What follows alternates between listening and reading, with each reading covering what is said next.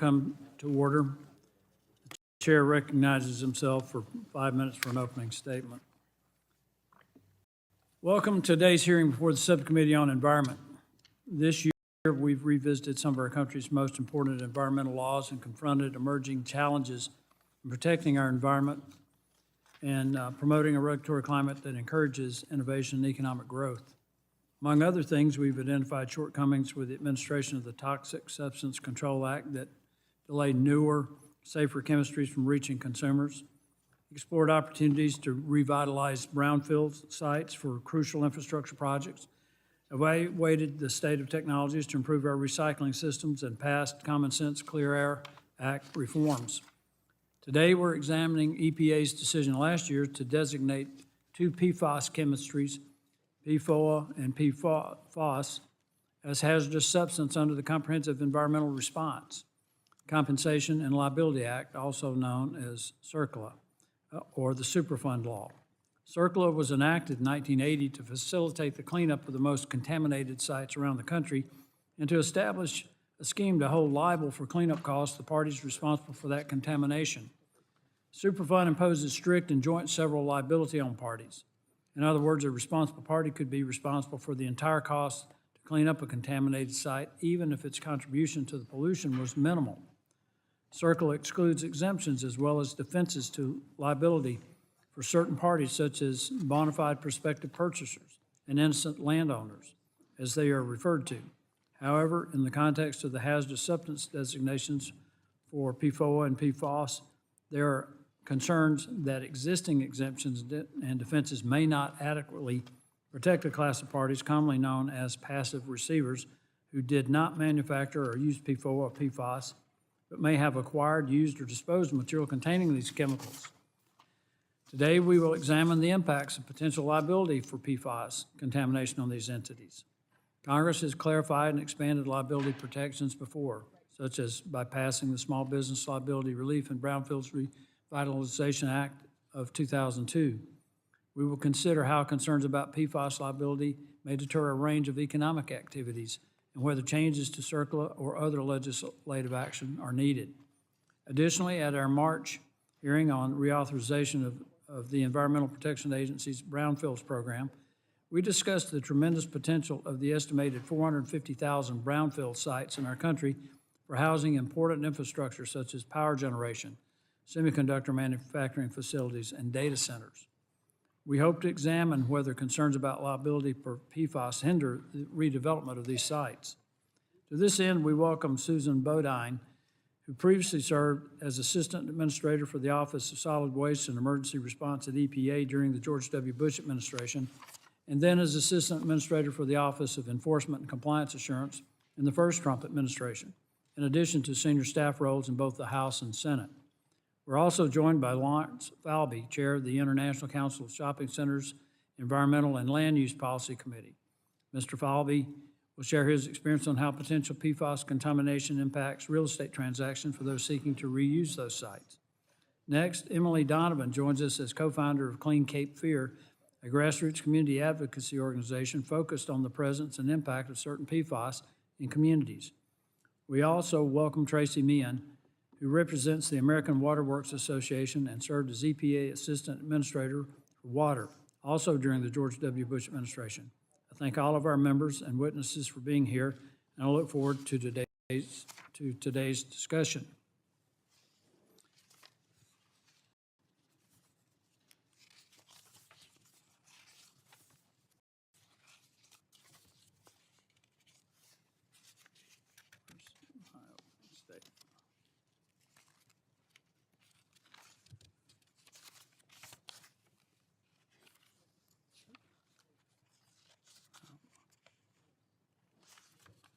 See my open.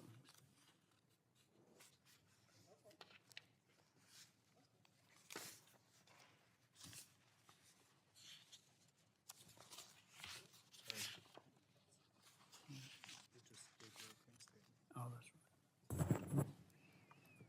The chair now recognizes the ranking member of the subcommittee, the gentleman from New York, for 5 minutes for an opening statement. Thank you, Mr. Chair. Per and polyfluoroalkyl substances, or PFAS, are a large class of chemicals commonly used in firefighting foams, food packaging, nonstick cookware, and water-resistant fabrics. These chemicals are remarkably persistent in the environment and incredibly toxic and dangerous to human health, even at very small concentration levels. PFAS exposure has been linked to kidney disease, thyroid dysfunction, and various forms of cancer. Almost all Americans have had some PFAS exposure, and drinking water contaminations have been found in many communities across our country. This includes the town of Hoosick Falls in New York's 20th Congressional District that I represent. It has been nearly a decade since PFOA was detected in Hoosick Falls, which helped sound the alarm for many others to test their water. Since that time, this committee has held numerous hearings examining PFAS. Ms. Donovan, who is testifying today, also testified at our initial hearing more than 7 years ago.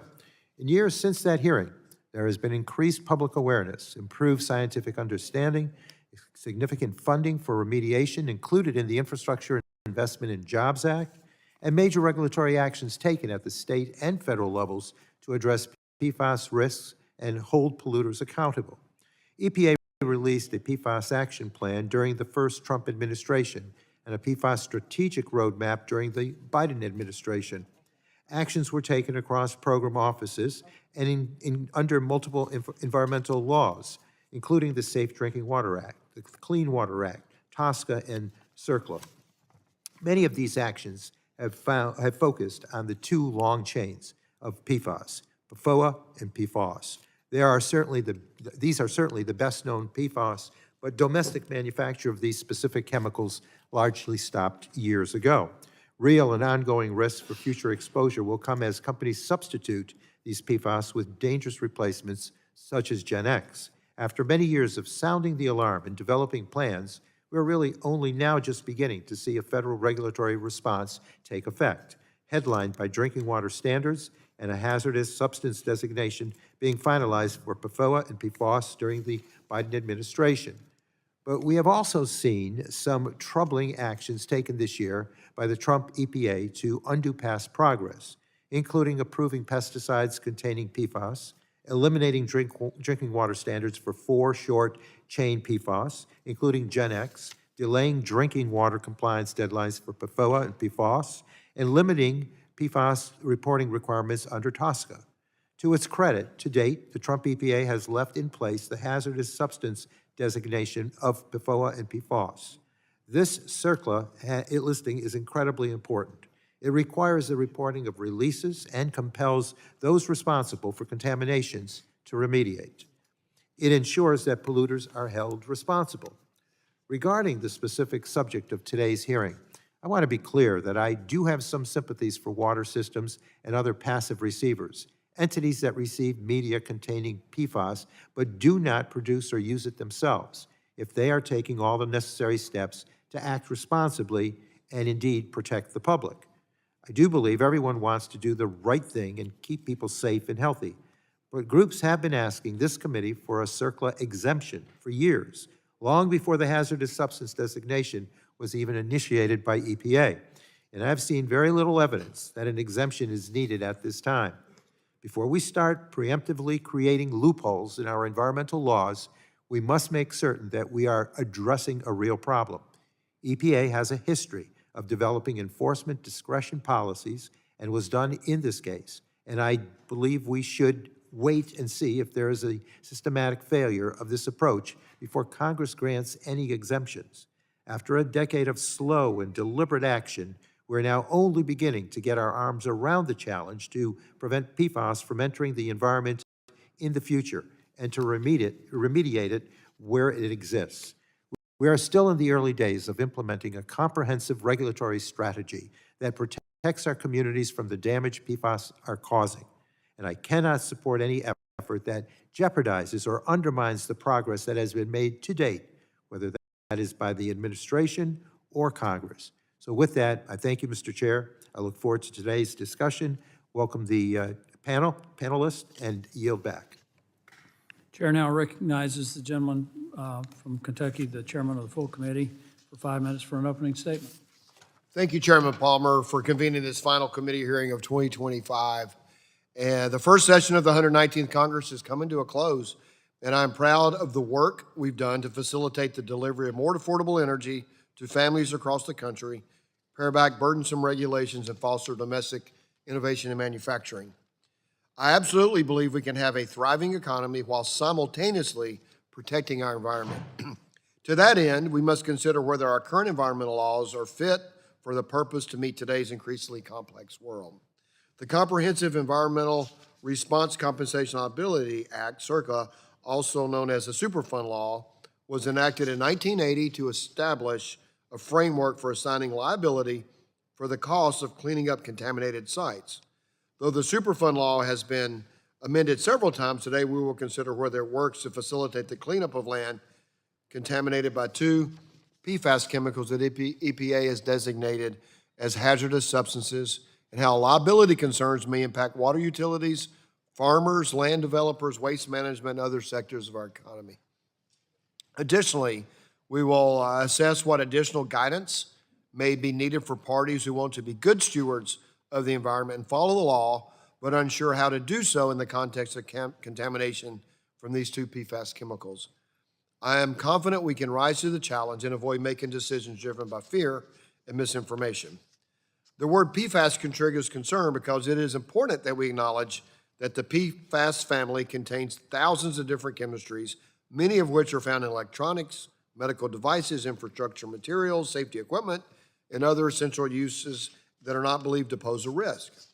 Understanding this will help us focus our efforts on limiting the harms associated with specific substances most closely linked with adverse health and environmental impacts. I look forward to hearing from our witnesses today. I appreciate you all for being with us, and I know we're going to have a productive dialogue, and I will yield back. Chair now recognizes Mr. Menendez, who will be giving an opening statement on behalf of Mr. Pallone, the ranking member of the full committee. The gentleman from New Jersey is recognized for 5 minutes. Thank you, Chairman. I support holding polluters accountable for the harm they cause the people we represent. So I'm discouraged that my Republican colleagues are not centering this hearing around exposed communities who are bearing the brunt of PFAS contamination and ensuring that we prevent further exposure to these toxic chemicals. Instead, the majority called today's hearing to discuss creating new liability shields under our nation's Superfund law for corporate polluters. PFAS chemicals are an urgent threat to public health. They are toxic, persistent, and have been found in our water, soil, and air, as well as in products Americans use every day. Aptly referred to as forever chemicals, PFAS have long been linked to cancers, infertility, impaired child development, and thyroid disease, among other harms. Each day, we are finding PFAS in more communities across the country and are learning about the health harms they face as a result of this exposure. Urgent action is needed to address widespread contamination and reduce our community's exposure to these dangerous chemicals. That is why I'm pleased that Emily Donovan is here today. Mrs. Donovan is a concerned mother, advocate, and community leader who has fought tirelessly to lift up the voices of her neighbors, including carrying the stories of those who tragically aren't with us anymore. She brings an important perspective to this hearing, the voice of a community in North Carolina that has been devastated by PFAS contamination. The topic of today's hearing does little to offer solutions to communities like Mrs. Donovan's. Rather, it leans into unfounded claims to bolster recent PFAS deregulatory actions taken by Administrator Zeldin for corporate polluters and future exemptions requested by special interest. For example, since the Superfund listings for PFOA and PFOS went into effect, opponents claimed they would lead to a flood of liability lawsuits against municipal entities that have simply not materialized. There are existing tools to ensure downstream entities aren't held liable for upstream pollution so long as they properly manage hazardous substances and don't release PFAS into the environment. Yet, they continue to push a narrative of needing an exemption under Superfund. Giving municipal entities such a carve-out would remove a powerful incentive for responsible management of hazardous waste products and risk dangerous PFAS releases into communities without consequence. I should note that these same entities, like water utilities, have a long history of following the law and managing dangerous Superfund chemicals like arsenic, chromium, and lead safely and effectively as part of their everyday operations. There is no reason to suggest managing PFAS would be any different. Exempting parties from circular liability will let those entities off the hook for removing PFAS from their own systems, responsibly handling PFAS waste, reducing PFAS contamination for their customers, and holding polluters accountable for the harm they cause. If we are serious about addressing PFAS issues in this country, we must examine how to expedite the cleanup of toxic PFAS chemicals while simultaneously working to prevent new exposures to these dangerous substances. Unfortunately, this is not what Republicans in the Trump administration are doing. Instead, the administration has worked to roll back and decay health protective drinking water standards and limit PFAS reporting requirements, effectively leaving the EPA and communities in the dark. Under Democratic leadership, the House passed the bipartisan PFAS Action Act, which provided real solutions to some of our pressing PFAS issues. It authorizes critical resources to water systems and communities grappling with contamination and stems the tide of PFAS chemicals into the environment. The legislation is centered on the science and the real-life experience of communities like Mrs. Donovan's. Discussion to weaken PFAS regulations, however, misses the mark and only serves to harm workers, families, and children. Americans are already struggling with rising healthcare costs and loss of access to life-saving care. Deregulation will make the PFAS problem worse, breaking the promises we made to communities like Mrs. Donovan's. The companies that knew for years that they were pumping dangerous PFAS into local towns must be held accountable. Creating a litany of carve-outs from critical environmental protection will hamstring our ability to do just that. Our constituents and communities deserve action to solve this PFAS crisis once and for all. Thank you, and I yield back. This concludes member opening statements. The chair would like to remind members that pursuant to the committee rules, all members' opening statements will be made part of the record. We want to thank our witnesses for being here today and for taking time to testify before the subcommittee. The witnesses will have the opportunity to give an opening statement, followed by a round of questions from the members. Our witnesses for today are Susan Bodine, partner, Earth and Water Law; Lawrence W. Falvey, Chair, International Council of Shopping Centers Environmental and Land Use Policy Committee; Mr. Tracy Meehan, Executive Director of Government Affairs, American Water Works Association; and Ms. Emily Donovan, co-founder, Clean Cape Fear. Appreciate you being here today. I now recognize Ms. Bodine for 5 minutes to give an opening statement. Thank you, Chairman Palmer and Ranking Member Tonko, for inviting me to speak today on the subject matter of this hearing, examining the impact of EPA CERCLA designation for 2 PFAS chemistries and potential policy responses to Superfund liability concerns. As was mentioned, I believe by Chairman Palmer, I have worked on PFAS issues. I've worked on Superfund issues, both enforcing Superfund, working in EPA's Office of Enforcement, managing the Superfund program, while working in EPA's, what is now the Office of Land and Emergency Management, but also, and for the longest period of time, actually working on the Hill.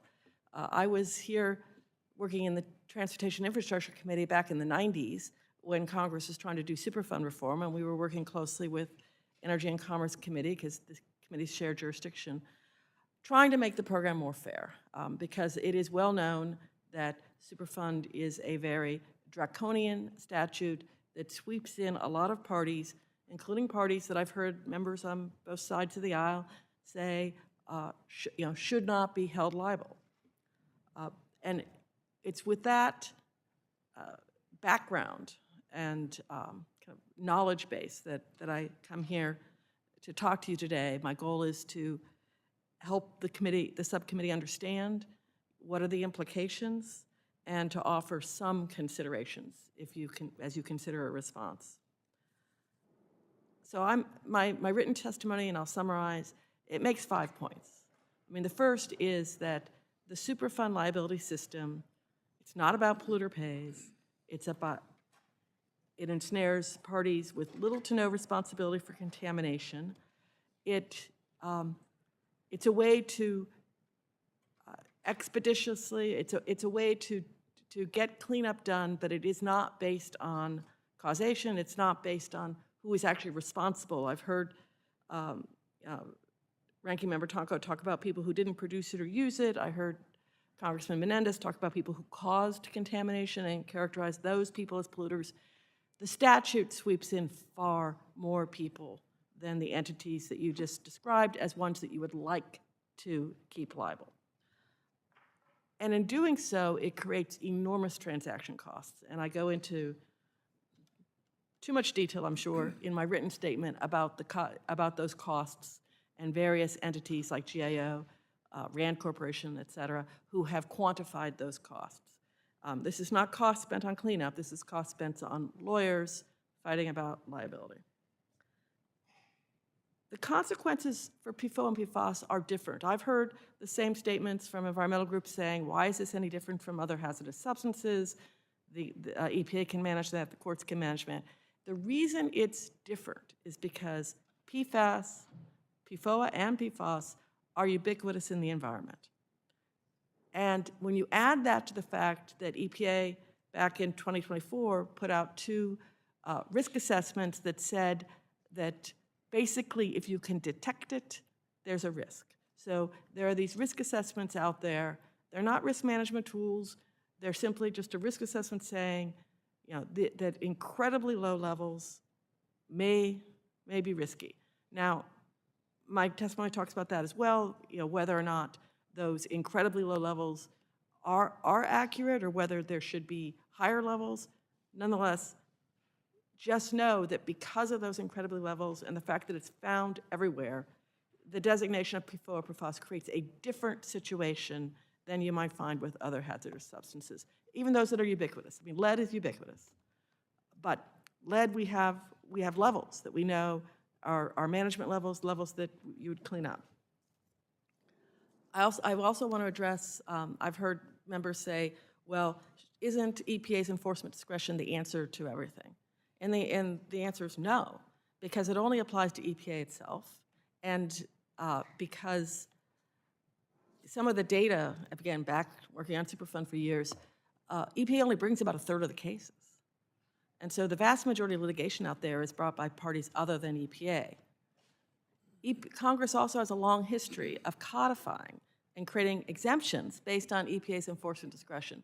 So I would encourage you, and I talk about this in my testimony, to look at EPA's enforcement discretion equitable principles and decide, you know, do you agree with those and would you want to codify that?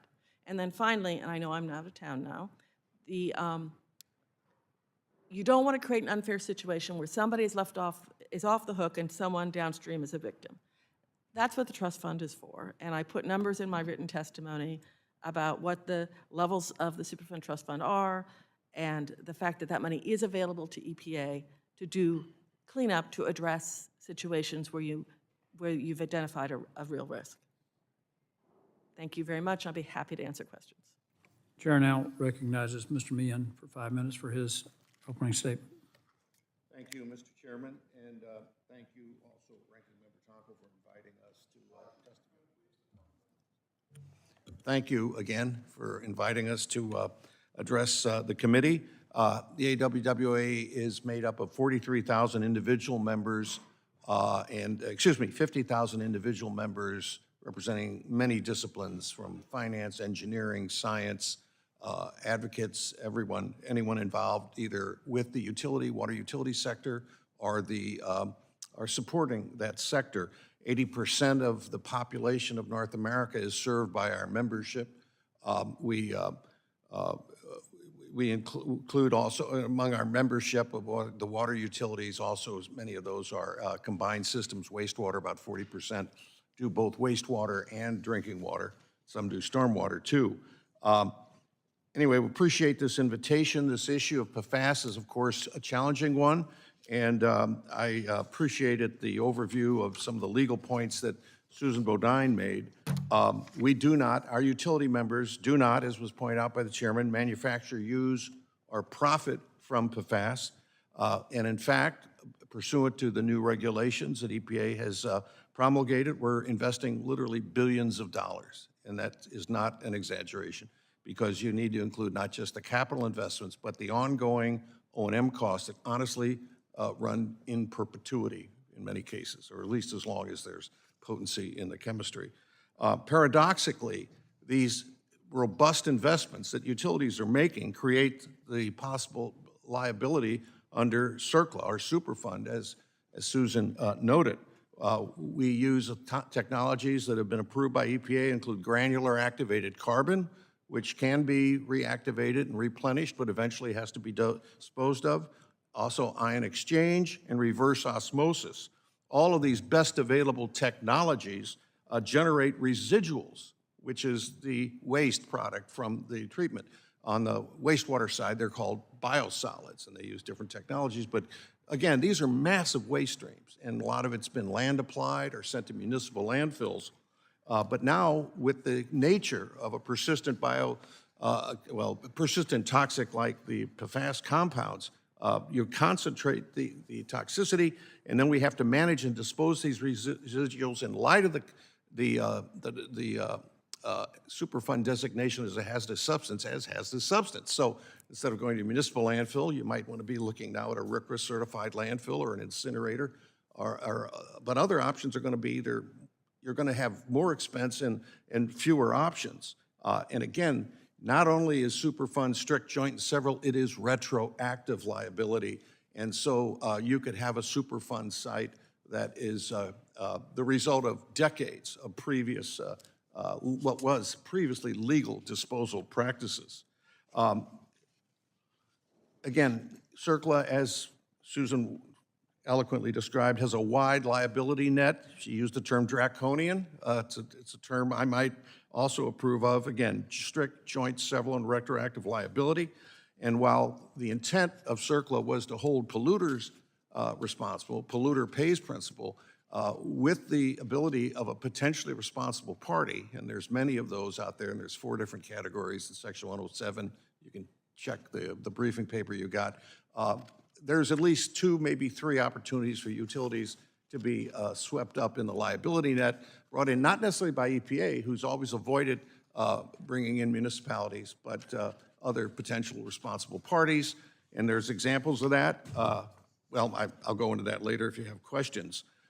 So let us just say that we approved the statement recently by EPA Administrator Zeldin that EPA will need new statutory authority and language from Congress to fully address the equitable concerns of passive receiver liability. And we would urge Congress to, at least this committee and the other members of Congress, to take a careful look at some of the legislation that's been proposed, and on the House side in particular, specifically the HR 1267, the Water Systems PFAS Liability Act, which we think is a reasonable approach, maybe not the only one, but one worth taking a look at. There's many other things to say about this issue, and be happy to answer your questions in the follow-up. Thanks again. Chair now recognizes Ms. Donovan for 5 minutes for her testimony. Thank you all for the opportunity to testify. My name is Emily Donovan, and I'm co-founder of Clean Cape Fear, a grassroots community group based in Wilmington, North Carolina, and I serve on the leadership team of the National PFAS Contamination Coalition, representing more than 42 community groups in 26 states. Today, I am here on behalf of 500,000 people in southeastern North Carolina who are living with extreme PFAS contamination in our air, soil, drinking water, food supply, and now even sea foam along our beaches. This is not a hypothetical risk. It is our daily reality. I testified before this very committee 7 years ago. I explained in great detail what happened to my area, known for its pristine beaches and beautiful waterways. DuPont and Chemours used the Cape Fear region as a PFAS sacrifice zone for nearly half a century without our knowledge or consent. Our contamination crisis was so bad the United Nations Human Rights Council investigated our area and called out DuPont, Chemours, federal and state regulators for failing to stop business-related human rights abuses. 8 years ago, we learned that Gen X and other PFAS were present at extreme levels in our tap water. There were no regulations, no monitoring mechanisms, nothing to warn us. We immediately realized we were not alone. Other communities just like ours were also dealing with similar devastation. So we partnered with them and flew to DC regularly to demand the EPA establish first ever federal drinking water standards for PFAS and make sure the polluter paid for the cleanup. Now we are watching those protections get weakened by this new administration. We fought hard for those federal drinking water standards because we learned without enforceable standards, our public utilities could look us, the ratepayers, in the eyes and legally say the tap water meets or exceeds all state and federal guidelines because there were no state and federal guidelines. At the time, it felt like our local leaders were more concerned with municipal liabilities and the economy in very vague terms, rather than protecting our public health. Wilmington's water utility knew it had a PFAS problem for a full year before the public became aware. While Chemours is by far my community's biggest PFAS polluter, there is significant PFAS pollution from a bunch of textile companies upriver from Chemours. Unfortunately, we constantly hear stories about how PFAS polluters are important employers in our town, often gaining outsized influence over the town's water system. So much so, places like Burlington, North Carolina failed to hold themselves internally accountable for pretreatment programs.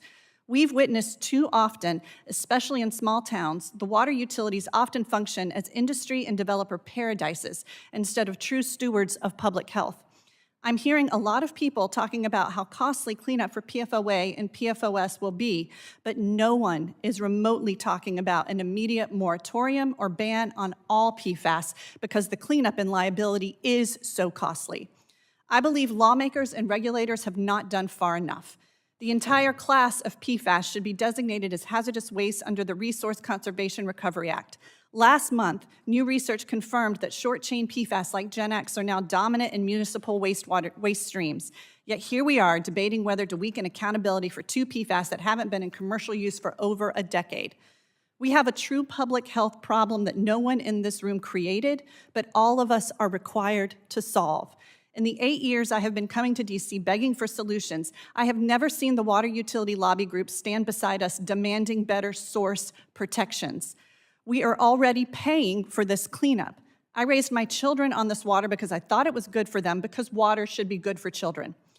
I watched my husband survive a brain tumor. I also buried friends my age who shared their illnesses with this very room 7 years ago. Some of us don't have the luxury of time to keep redirecting the focus away from real solutions. Please do not let Tom, Amy, Chris, and Sarah die in vain. Please consider those who are already paying the ultimate price. Families like my friend Kara Keenan, who is watching right now. She's a decorated veteran and a young breast cancer survivor. Her mom, Margaret, has a rare blood cancer with no cure that has progressed. Her stepdad, Bob, had bladder cancer and his leukemia recently progressed, requiring treatments twice a week at a facility 2 hours from home. No one in their small, tight-knit family was genetically predisposed or had prior medical histories. The only thing they all shared in common was a zip code in a severely PFAS-contaminated community. Please don't allow their suffering to be in vain. If time allows, I will say this. My faith teaches me that we are called to be good stewards over all of God's creation. When we fail to do this, we are actively breaking our covenant relationship with God. The best time to solve this PFAS crisis was 50 years ago, but the second best time is right now. Do not weaken CERCLA. Do not grant exemptions or permit shields. Stand with PFAS-contaminated communities. Stand with my community. You have the power to protect human life. Please use it. Thank you. Chair now recognizes Mr. Falvey for 5 minutes for his testimony. Chairman Guthrie, Subcommittee Chairman Palmer, Ranking Member Pallone, Subcommittee Ranking Member Tonko, and members of the subcommittee, thank you for the opportunity to testify today. My name is Lawrence Falvey. I'm a principal at the international law firm Miller Canfield in Chicago. I've been an environmental attorney in private practice for over 30 years. I'm appearing today as chair of the International Council of Shopping Centers Environmental Policy and Land Use Subcommittee. The testimony and viewpoints discussed today are my own and not attributable to my law firm or our clients. ICSC represents owners, developers, lenders, and operators of retail and mixed-use properties that anchor local economies in every congressional district. For the past several years, our committee is focused on the growing challenges that PFAS pose to commercial real estate, redevelopment, and community reinvestment. PFAS, per- and polyfluoroalkyl substances, are a large class of chemicals that have been used widely for decades because of their unique properties. Those properties also make them persistent in the environment and extraordinarily difficult and expensive to remediate and investigate. Today, PFAS are considered harmful at extremely low levels, down to parts per trillion, and they are now detectable almost everywhere. In 2024, EPA finalized its decision to designate two PFAS compounds, PFOA and PFOS, as hazardous substances under CERCLA, also known as Superfund. For commercial real estate, the impact has been immediate and chilling. CERCLA is a strict joint and several retroactive liability statute. It was designed to make polluters pay for legacy contamination at significantly contaminated sites like Love Canal. But when that framework is applied to chemicals that are ubiquitous, migrate easily, are deemed harmful at minute levels, and often detected without a clear on-site source, The result is that passive property owners who did nothing to cause contamination are ensnared by CERCLA liability. The problem is compounded during real estate transactions. Environmental due diligence typically begins with a Phase 1 environmental site assessment. Now that PFOA and PFOS are CERCLA hazardous substances, their potential presence must be evaluated. If PFAS is identified as a recognized environmental condition, a deal can stall or die even before sampling begins. Buyers, sellers, lenders, and insurers fear that investigation and remediation costs could exceed the value of the property itself, particularly when cleanup standards are inconsistent or undefined. The result is frozen redevelopment, stalled projects, and ballooning costs, especially on brownfield and infill sites the communities want redeveloped. EPA acknowledged this risk in its non-binding PFAS enforcement discretion policy. In that policy, EPA states it does not intend to pursue enforcement against certain secondary parties. The policy does not protect property owners from third-party contribution lawsuits. It does not provide certainty to the markets. Existing CERCLA defenses, including the bona fide prospective purchaser defense, also fall short. BFPP protections are complex, uncertain, self-certifying, and easily lost. Many longtime property owners are categorically ineligible, and no owner ever knows whether the defense will succeed until tested in litigation, years later and at great expense. ICSC supports science-based PFAS regulations, protection of drinking water, and holding true polluters accountable. What we do not support is a system that discourages investment and places unlimited liability on parties that did not release PFAS. Inconsistent approaches to PFAS continue to hobble and confuse longtime successful EPA programs like the Brownfield program. Because of EPA's recent announcement on brownfield applicants certifying their lack of liability for PFAS on brownfield sites, this causes even more uncertainty in a program that is relied upon by the commercial real estate sector. ICSC asks Congress to reaffirm 3 simple principles. First, polluters should pay, not passive landowners. Second, clean drinking water must be protected. Third, brownfields and infill redevelopment, particularly housing, should be encouraged, not penalized. To achieve those goals, we recommend Congress create statutory CERCLA liability protection for passive receivers. There is clear precedent in CERCLA, including the secured creditor exemption, for narrowly tailored protections that preserve accountability and market certainty. ICSC and its members stand ready to work with Congress, EPA, states, and communities to remediate PFAS responsibly and protect public health without undermining the redevelopment that fuels local jobs, tax bases, and housing supply. Thank you for the opportunity to testify. I look forward to answering your questions. I ask that my statement and testimony be included in the record, and I yield back my 10 seconds. I thank the witnesses for their testimony. The chair now recognizes the chairman of the full committee, Mr. Guthrie, for 5 minutes for his questions. Thank you, Mr. Chair. I appreciate the recognition. So, Mr. Meehan, as we have heard today, the Superfund law is based on the polluter pays principle, but the law may be a bad fit for dealing with PFAS contamination. Can you speak to how drinking water utilities remove PFAS chemicals, and are ratepayers at risk of having to pay increased rates because of the cost of Superfund litigation stemming from the EPA designation of PFAS and PFOA as hazardous substances? Thank you. Clearly, at least according to our lights, the costs are very great in terms of treating and disposing of PFAS and getting it out of the water system. I'll give you just a concrete example. Fairfax Water, right across the river, has levels at 5 parts per trillion. The standard's 4 parts per trillion. For them to get down from 5 parts per trillion to 4 parts per trillion, they're going to spend $400 million for capital investment. And beyond that, and this is a point I made earlier, 18% of their ongoing O&M costs are going to be consumed running and maintaining that system. That's one anecdote, but our analysis basically, and I don't want to beat this to death, but we view the cost at about triple what EPA did. And so whether you buy EPA's number or our number, they're going to be huge, and the impact's even going to be greater the smaller the system. Fairfax Water is a fairly well-off, well-heeled system and a well-run one. They'll get through it and they'll handle it. So the costs are going to be, well, what's the cost benefit? Is the benefits going to be huge too? I'm sorry? Are the benefits marginal, or are they going to be, I mean, if you're going to pay more, but you're going to get a far better product, or are the benefits marginal anyway? Well, in terms of, again, getting into we did 85 pages of comments, but if you want to get into the benefit cost analysis, we thought that 4 parts per trillion didn't meet a positive benefit cost ratio. We think when you get around 10 parts per trillion, you're okay, at least in benefit cost, and you can argue. And then you look at the international comparisons, wide variety of standards. So what's the intelligible principle by which you set the standard?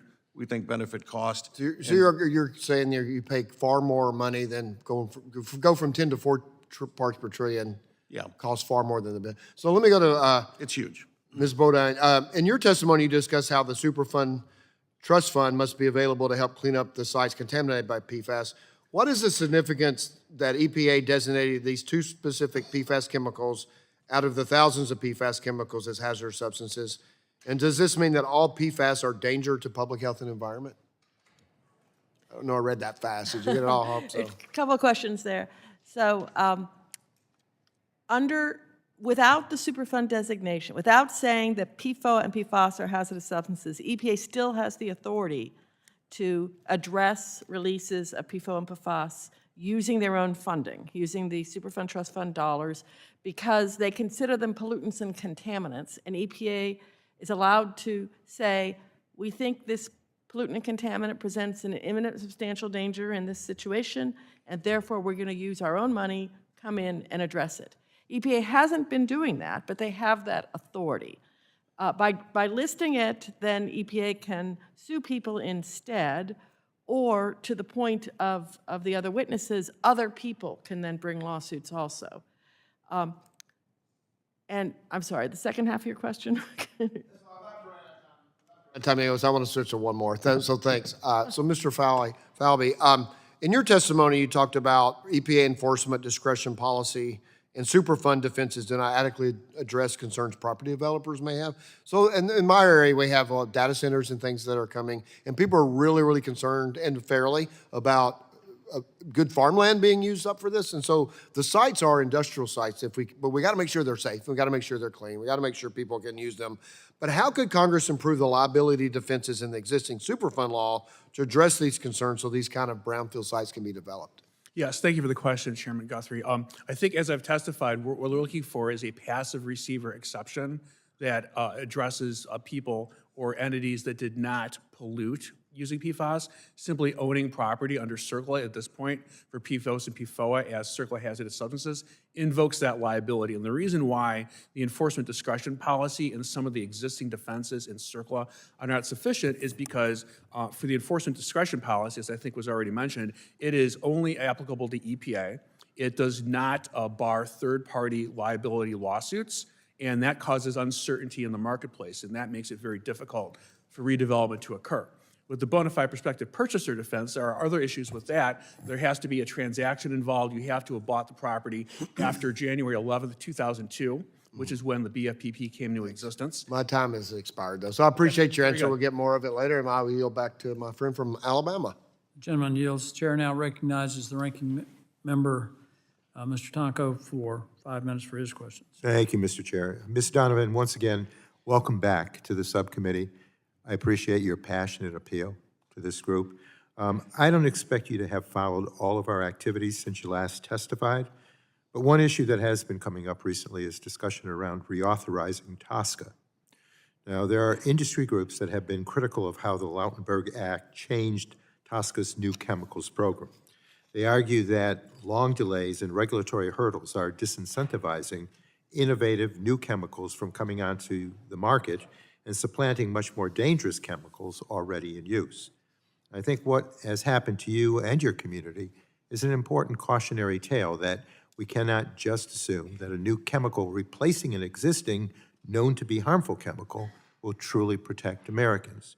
So, Ms. Donovan, can you please explain what is Gen X and how is it different than PFOA and PFAS, which are the older long-chain PFAS? Sure, thank you for that question.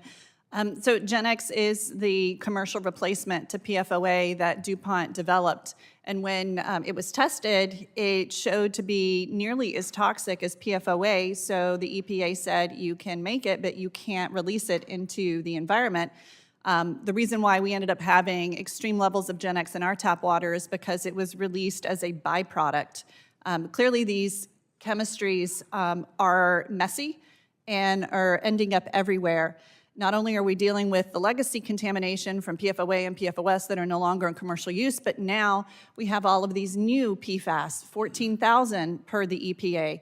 There was over 256 unknown PFAS in the waste streams of Comores that was being dumped into my drinking water supply. But I really want to point out everything that I'm hearing today, especially related to TSCA, is I have no idea why in the world we are allowing new uses for a class of chemicals that we don't have any proven safe disposal method for. This is like banning lead paint, but then allowing lead-laced crayons onto the market. It makes no sense. We are not solving this problem correctly. We are not talking about source control and banning and eliminating like other countries are doing right now. Europe has realized that the only way to affordably get out of this crisis is to move away from this chemistry. And the important thing that did not happen with Gen X is that we did not find a green chemistry solution. And that's one thing that Congress could do. Congress could demand that any substitute to a known toxic chemical must meet green chemistry principles before they're ever allowed to make it into the market and be a viable substitute. Because if we're going to talk about the ability to have new retail space, we need to make sure that we actually have a workforce that can show up to work not sick, or that can actually even afford to go shopping. Because like my friend Kara, she's spending 2 days a week driving 4 hours just to get treatment for her stepdad. That is not a quality of life, and that are not resources that she's able to go shopping with. So I think it is fair to characterize the prevailing belief that shorter-chain PFAS present a lower risk than long-chain PFAS, but safer doesn't mean safe. Can you talk a little bit more about the consequences you have seen in your community due to Gen X exposure? Well, everything that I'm hearing about Gen X, and again, I am not a scientific expert on this, so you can fact check me, but everything that I'm hearing from the scientists are saying that Gen X is now turning out to be just as toxic. The only difference is Gen X doesn't bioaccumulate in the body nearly as much as PFOA did. So, we have to really understand toxicity. Just because it doesn't bioaccumulate doesn't mean it's harmful. If you go out and drink every night, over a decade or a lifetime, you're going to start to see some health effects, even though the alcohol leaves your system in the matter of hours. We have strong regulations on pharmaceutical drugs. We have no regulations on these chemistries, and the fact that they're sitting in our bodies for days and weeks. There was new research that just came out on ultra-short-chain PFAS showing up in the blood of Wilmington residents at the peak of our exposure. This is a massive problem that requires a class-based solution. We are not talking about the current problem, the 21st century problem. We are talking about decades-old problem.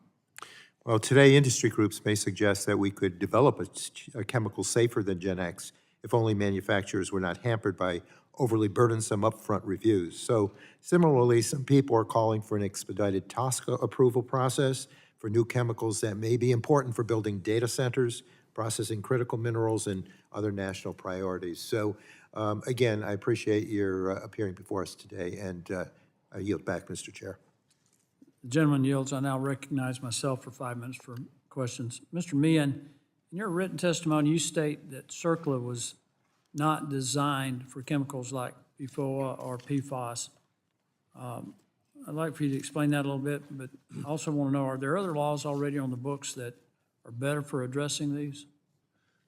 Well, I think the ubiquity issue that Susan Bodine mentioned is really key. It's omnipresent, and again, the way the standard that's being set, at least for the MCL under the Safe Drinking Water Act at 4 parts per trillion, that will drive Superfund cleanup standards. So when you add the MCL with the ubiquity, I think you've got a real problem. And of course, the range of potentially responsible parties is just going to explode, including water and wastewater utilities. So I think that's sort of the key reality that we're facing in our sector. As to other laws, I do agree with Ms. Donovan that we need to look at source water protection at a strategic level, not just the Safe Drinking Water Act, which is at the end of the pipe and puts all the burden on the ratepayers and the citizens of those communities. We need to, the Lautenberg bill actually contemplated looking at drinking water effects and the review of chemicals, and we've seen very little of that effort in that office. We could have effluent guidelines under the Clean Water Act targeting producers of PFAS compounds. We're not seeing any action on that front. So I think there are other tools in the toolbox besides the Safe Drinking Water Act, which When you is talk about at the end this, of the when line. we talk about an affordability crisis in the country, that covers practically everything we're using right now. How will CERCLA designation impact affordability for water utilities and their customers? Well, there are 4 categories of potentially responsible parties, and as I say, I think it's fair to say at least 2 of them will touch water and wastewater utilities, maybe even 3, depending on circumstances. So once you get dragged into litigation, you have several factors that come to bear. The underlying liability, which might be small, but you certainly have the litigation costs, which can run for years and go into the millions of dollars. And then you have, and a lot of people underestimate this, the reputational risk. A utility, a water utility, is a customer-facing entity dependent, almost 98%, I make that number up, on ratepayers, not the federal government, not the state government. We need to make the investments to ensure that. I'm sorry? You don't disagree that we need to make the investments to make sure our water is Sure, but clean I'm and talking free. about cost of the Superfund designation and being dragged into litigation as a PRP, that's all. You're right, absolutely, on the costs are immense on just complying with the MCLs and the Safe Drinking Water Act. Mr. Falvey, given your experience with CERCLA and with transactions involving properties with contamination concerns, part of the issue here is how it impacts communities, the surrounding communities, and the opportunity for better paying jobs, for new jobs. And to his point about the reputational problems, how does that impact the ability to develop a site that could get a business there, provide a better job for people, better health care, better income?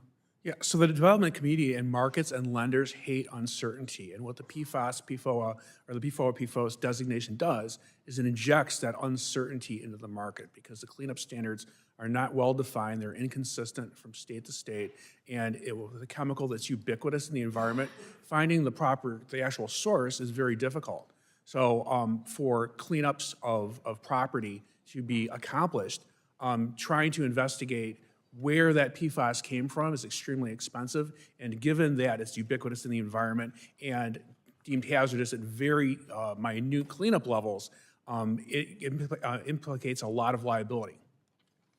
Ms. Bowden, in your written testimony, you talked about the draconian nature of CERCLA liability and the transaction costs associated with resolving these. That extends to potentially someone who would buy property that the EPA had deemed cleaned. If they discovered something else on that property, they would be subject to a massive lawsuit. Is that correct? That's correct. EPA can give somebody a comfort letter, say a property is clean, and no, it doesn't matter. You could sell the property, and the subsequent property owner could then turn around and sue you and say, no, I don't think, I'm going to spend money to do more cleanup. I don't think it's clean enough. I now yield back and recognize the gentlelady from Illinois, Ms. Schakowsky, for 5 minutes for her questions. Well, I just want to say to you as our activist, as the person who has been working on this issue, how many years? I can't hear. 8 years. 8 years? And has anything really changed in that time? We've seen small improvements, but they were all self-funded, self-paid. Our utilities invested, I was really shocked to hear that it's going to cost a community $400 million because combined in Wilmington and Brunswick County for us to upgrade a massive PFAS contamination problem. Brunswick County is looking at $167 million, and Wilmington looked at $43 million with ongoing kind of recurring maintenance costs. But a lot of that is dictated by the pollution upstream of us. If that pollution was removed, then the cost to treat our water would go down. Well, I just want to thank you for your continuing to work on this as pretty much a regular citizen, and it seems to me that a whole lot more needs to be done. But what I wanted to ask you is that how are we going to help children the most, although it's not only children, right? You were talking about other family members and friends that are affected. But what can we do to help you, at the very least, to help the children? Quite honestly, I don't see these permit shields and weakening CERCLA as a path forward that's going to help any of us. What we need are stronger policies. We need, like I said, the Resource Conservation Recovery Act, RCRA, to have all PFAS listed as a class. Under that is hazardous waste. That then unlocks a whole suite of resources that could be at the disposal of local, state, and federal governments. I think it is misguided for us to continue to have a conversation about who shouldn't be blamed. This is a problem that none of us created, and it's going to be really hard to get out of it, but I'm already putting my children's life on the line. You know, when we talk about uncertainty factors, it is devastating to be told that you have a cancer that no one has treatment for, but you got maybe 2 years left to live. And that's what Kara's mom is dealing with.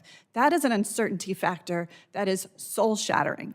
I think at this point, I would really appreciate if Congress could look at banning PFAS as a class, making sure that the replacements are rooted in green chemistry, ensure that the polluters pay, because right now we are self-paying for the cleanup.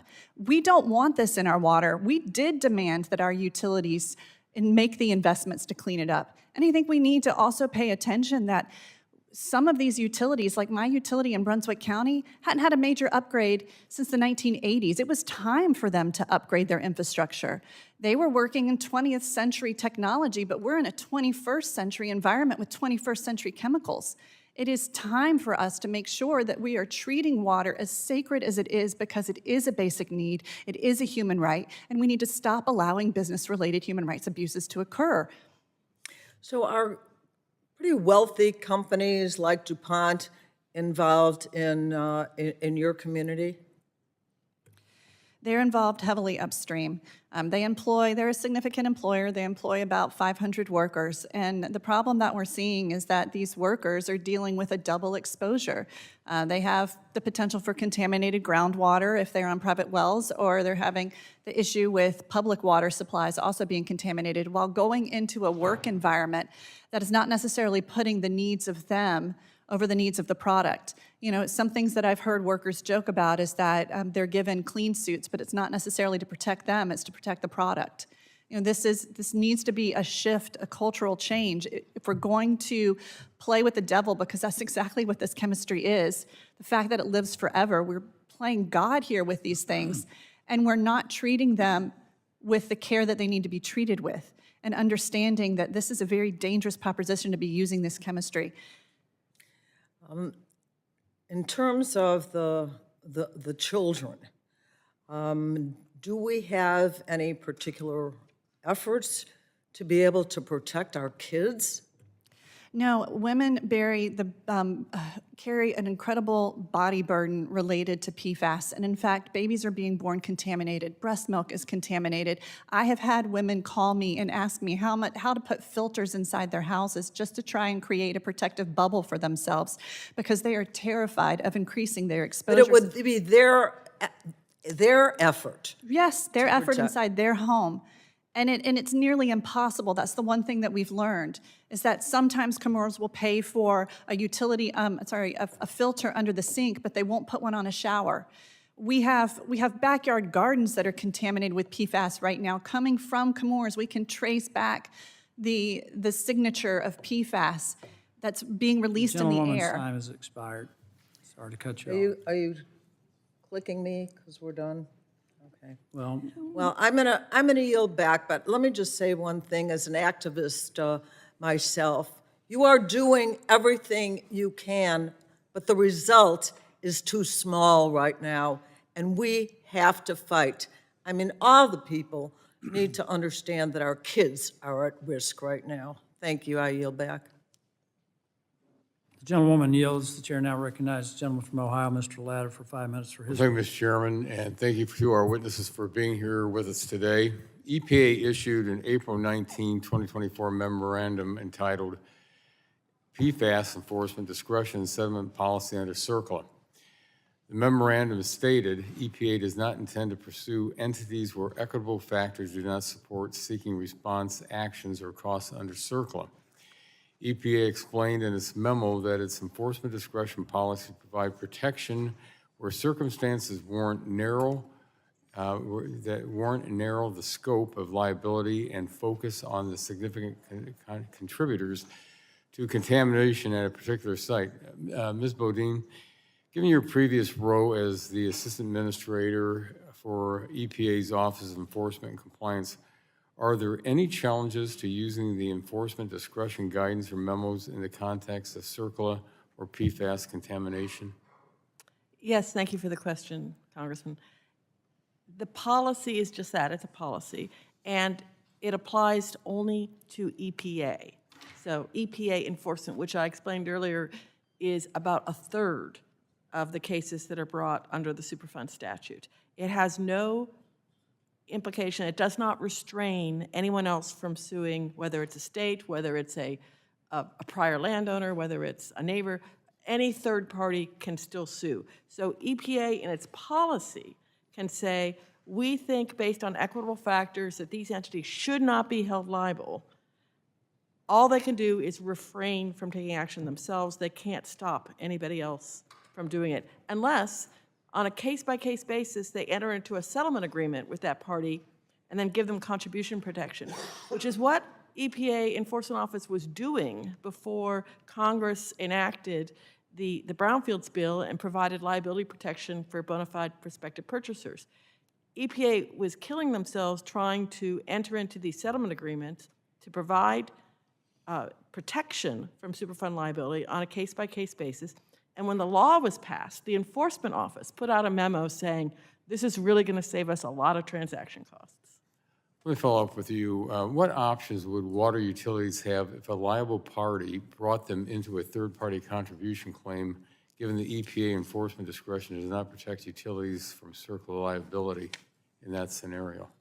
In that scenario, I would say that other than fighting it, the only option they have is to go to EPA and say, sue me, settle with me, and give me some contribution protection through the context of that settlement. Thank you. Mr. Meehan, how do we ensure these communities are not unfairly impacted by the cost of PFAS remediation? What role should passive receiver exemptions play in this effort? I don't know how we insulate the ratepayers from the cost of all this. In fact, the ratepayers are going to be the primary burden carrier for the cost of regulations, Superfund liability, litigation, reputational risk. I wish I could come up with a better answer, but that's the grim reality, if I understand your question. Okay, thank you. Ms. Bodine, in the absence of a passive receiver exemption, do you see a risk that PFAS manufacturers or other primary contributors could use CERCLA contribution actions to redirect liability toward publicly owned utilities with a stable rate base? Oh, I certainly do. There is I'm sorry. precedent. I'm sorry. Well, I'll ask that to Ms. Bodine. I'm sorry. That's how the statute works. Yes, exactly. EPA can target, and generally they only target a handful of entities, and those entities then turn around and sue everybody else that they can find. Okay. Mr. Meehan, would you like to comment? I'm sorry. Yes, Congressman, you know, a couple of law professors out in California, Buzz Thompson at Stanford and Jim Saltzman at UCLA Law, They've reported that there were 600 cases where a municipality was brought into Superfund litigation by another potentially responsible party. Those were probably mostly landfill cases, and actually Congress dealt with some of those liability concerns in new exemptions and defenses. So there is precedent. In New Jersey, the wastewater system, Passaic Valley, they were sued by EPA to try and get them out of liability through one of these consent decrees. The other potentially responsible party, who I will keep nameless, has kept them in the litigation for another 10 years with multiple lawsuits. So the idea that and it's a good faith effort by EPA, this enforcement discretion memo, but as Susan said, it's not going to cut the mustard. Well, thank you very much, Mr. Chairman. My time's expired, and I yield back. Chair now recognizes the gentleman from California, Mr. Peters, for 5 minutes for his questions. Thank you, Mr. Chairman. So EPA has designated these chemicals as hazardous under CERCLA, and the Trump administration has defended that designation despite a clear aversion to regulation, and there's no debate that these substances are truly harmful. And Ms. Donovan makes some excellent points, but I want to level set about what we're talking about here. We should be dealing with these chemicals upstream, and I think it's TSCA, maybe it's RCRA, both of those laws are in the jurisdiction of this committee, and we should deal with that. We also have, people should understand that the drinking water you get in your house is regulated by the Safe Drinking Water Act. That should set the right level of toxicity to protect people who get drinking water. Mr. Meehan's pointed out, it shouldn't be all done at the end of the pipe. It's not fair for municipal water facilities to have to deal with this on their own, and it's extremely expensive. And what I think that we should really concentrate on solving this problem upstream and to the extent we have to through the Safe Drinking Water Act, but that's where we need to point the gun. And that's not what we're talking about today with this, this innocent receiver's exception under CERCLA. That's different, okay? My concern would be here that EPA has already recognized this. They've said they're not going to pursue entities where equitable factors do not support seeking response actions or costs under CERCLA, including farmers, municipal landfills, water utilities, municipal airports, and local fire departments. But that does not keep third parties from suing just to get these people into the money pot, costing our ratepayers money without any environmental benefit, So that's why I'm open to this exception. I think our ratepayers are already burdened appropriately to some extent with having to clean this material up to meet the requirements of the Safe Drinking Water Act. But there's no benefit from putting them into this pot for CERCLA liability when no one suggests that these are the polluters. The polluters are not the municipal water facilities, okay? Mr. Falvey, I think that's pretty clear here. I think we should work toward a reasonable exemption under this law. CERCLA has been amended a number of times because we've recognized over the decades the very, very strict, I don't want to say draconian, but very strict in punishing liability. And a lot of people pay money just in legal fees over long periods of time. I think the law has had a really good effect prospectively because it scared the bejesus out of people about emitting hazardous substances in the environment because they know this liability, right? But it's retroactive, and I've been part of lawsuits. I cut my teeth on some of the biggest first cleanups in the Midwest, and everyone was in the pot, and I have felt no sympathy for them. But going forward, let's not penalize people who aren't the polluters. And I'm particularly concerned about municipal water systems that have to charge their ratepayers for this. So if we don't get a benefit from it, let's not do it. Mr. Falvey, there's also instances in the private sector where this is happening too, where you take minimally contaminated sites and then they can't be developed. And I know you have a situation with a data center. Can you describe the situation there for us? Yeah, thank you, Congressman. So the issue with the data center, we have a piece of property, one of our members on my committee has acquired a piece of property that was a former industrial facility, didn't use PFAS, didn't use PFOS, PFOA, was a chlorinated solvent site. That site was cleaned up. There was a no further remediation letter issued, as we call it in Illinois, and that is a prime site for redevelopment. They've been shopping it around to data center redevelopers. They even went so far as to get a phase 1 environmental site assessment done that actually said that, look, we have no reason to suspect any type of PFAS was used in this manufacturing facility. So you have a closure letter, you have a clean phase 1, and yet when they took it to market, one developer in particular said, well, we don't really believe that phase 1, we want to test for these substances. Now you might say, well, go ahead and test. The problem is because PFAS is so ubiquitous in the environment, the chances of finding it coming from somewhere at these very minute levels may impact that deal. And the contract purchaser may walk away from this and even forfeit their earnest money because of the unmarketability of this property. And the community wants it. This is a great redevelopment site. Were you trying to use this for a data center where almost no one will be there, there will be almost no exposure? It's probably a good site for that. And this is the nature of the exception we did in brownfields. When we said, oh my gosh, we saw that CERCLA was preventing all these sites from being developed in an irrational way. That's why we created a new law for brownfields. We need to do something about these passive receivers. And I look forward to working with you all and yield back. Gentleman yields. Chair now recognizes the gentleman from Pennsylvania, Dr. Joyce, for 5 minutes for his questions. Thank you, Chairman Palmer and Ranking Member Tonko, for holding this important hearing, and to our panel for being here today to testify. CERCLA was established to hold polluters liable for the cleanup of chemical contamination that they caused. This polluter pays liability framework is helpful in many instances where there is a need for expensive environmental cleanups so that the party that generated or released a hazardous substance can be held responsible for the associated costs. However, the liability established by CERCLA does not stop with the polluters. Under the statute's liability framework, any person who has had incurred costs related to the remediation of hazardous substances can file suit against not just polluters, but so-called passive receivers. These passive receivers are not involved in the initial generation or discharge of hazardous chemicals, but might receive water, soil, or other materials containing such substances. Given how common the use of PFAS is, the 2024 final rule designating 2 PFAS chemistries as hazardous substances creates a system where many passive receivers will be drawn into costly legal proceedings for contamination that they bear little or absolutely no responsibility for having created. I would like to focus on some of the defenses to CERCLA liability outlined in the statute and whether these are sufficient to protect the passive receivers in the context of these 2 aforementioned PFAS designations. Mr. Falba, I want to talk first about the bona fide prospective purchaser defense.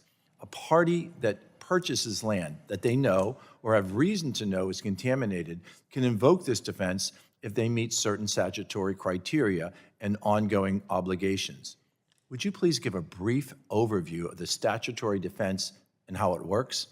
Yes, certainly. So the bona fide prospective purchaser defense is a fairly recent innovation for CERCLA. It was included in the Brownfield Amendments of 2002. So, as CERCLA has, we've lived with this for 45 years, CERCLA has evolved, and the BFPP is one of the new defenses that was inserted into CERCLA. So under the BFPP, a owner or a new buyer of property can do an investigation, a phase 1 environmental site assessment, identify contamination, but yet then have a shield for CERCLA liability if certain criteria are met. One is to do that all-appropriate inquiry, which is usually a phase 1 environmental site assessment.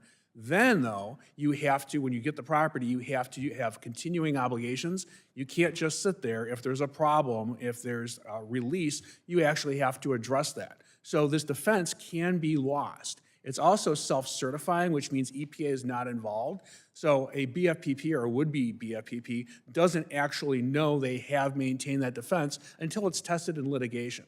So because EPA is not involved, and you don't get a certificate like with a state closure, it has a lot of uncertainty to it. And Can you outline any needed improvements for this defense, such as EPA providing more certainty to the parties so that they can assert this defense?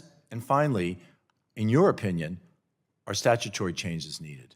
Yes, I think there is an avenue for strengthening the BFPP. The reason it was deemed self-certifying in the beginning was to try to get EPA out of the way so you didn't have to wait for EPA to oversee a site. The problem with that is you have no regulatory authority that sort of blesses the cleanup. There's nobody to say, yes, you've done a good job.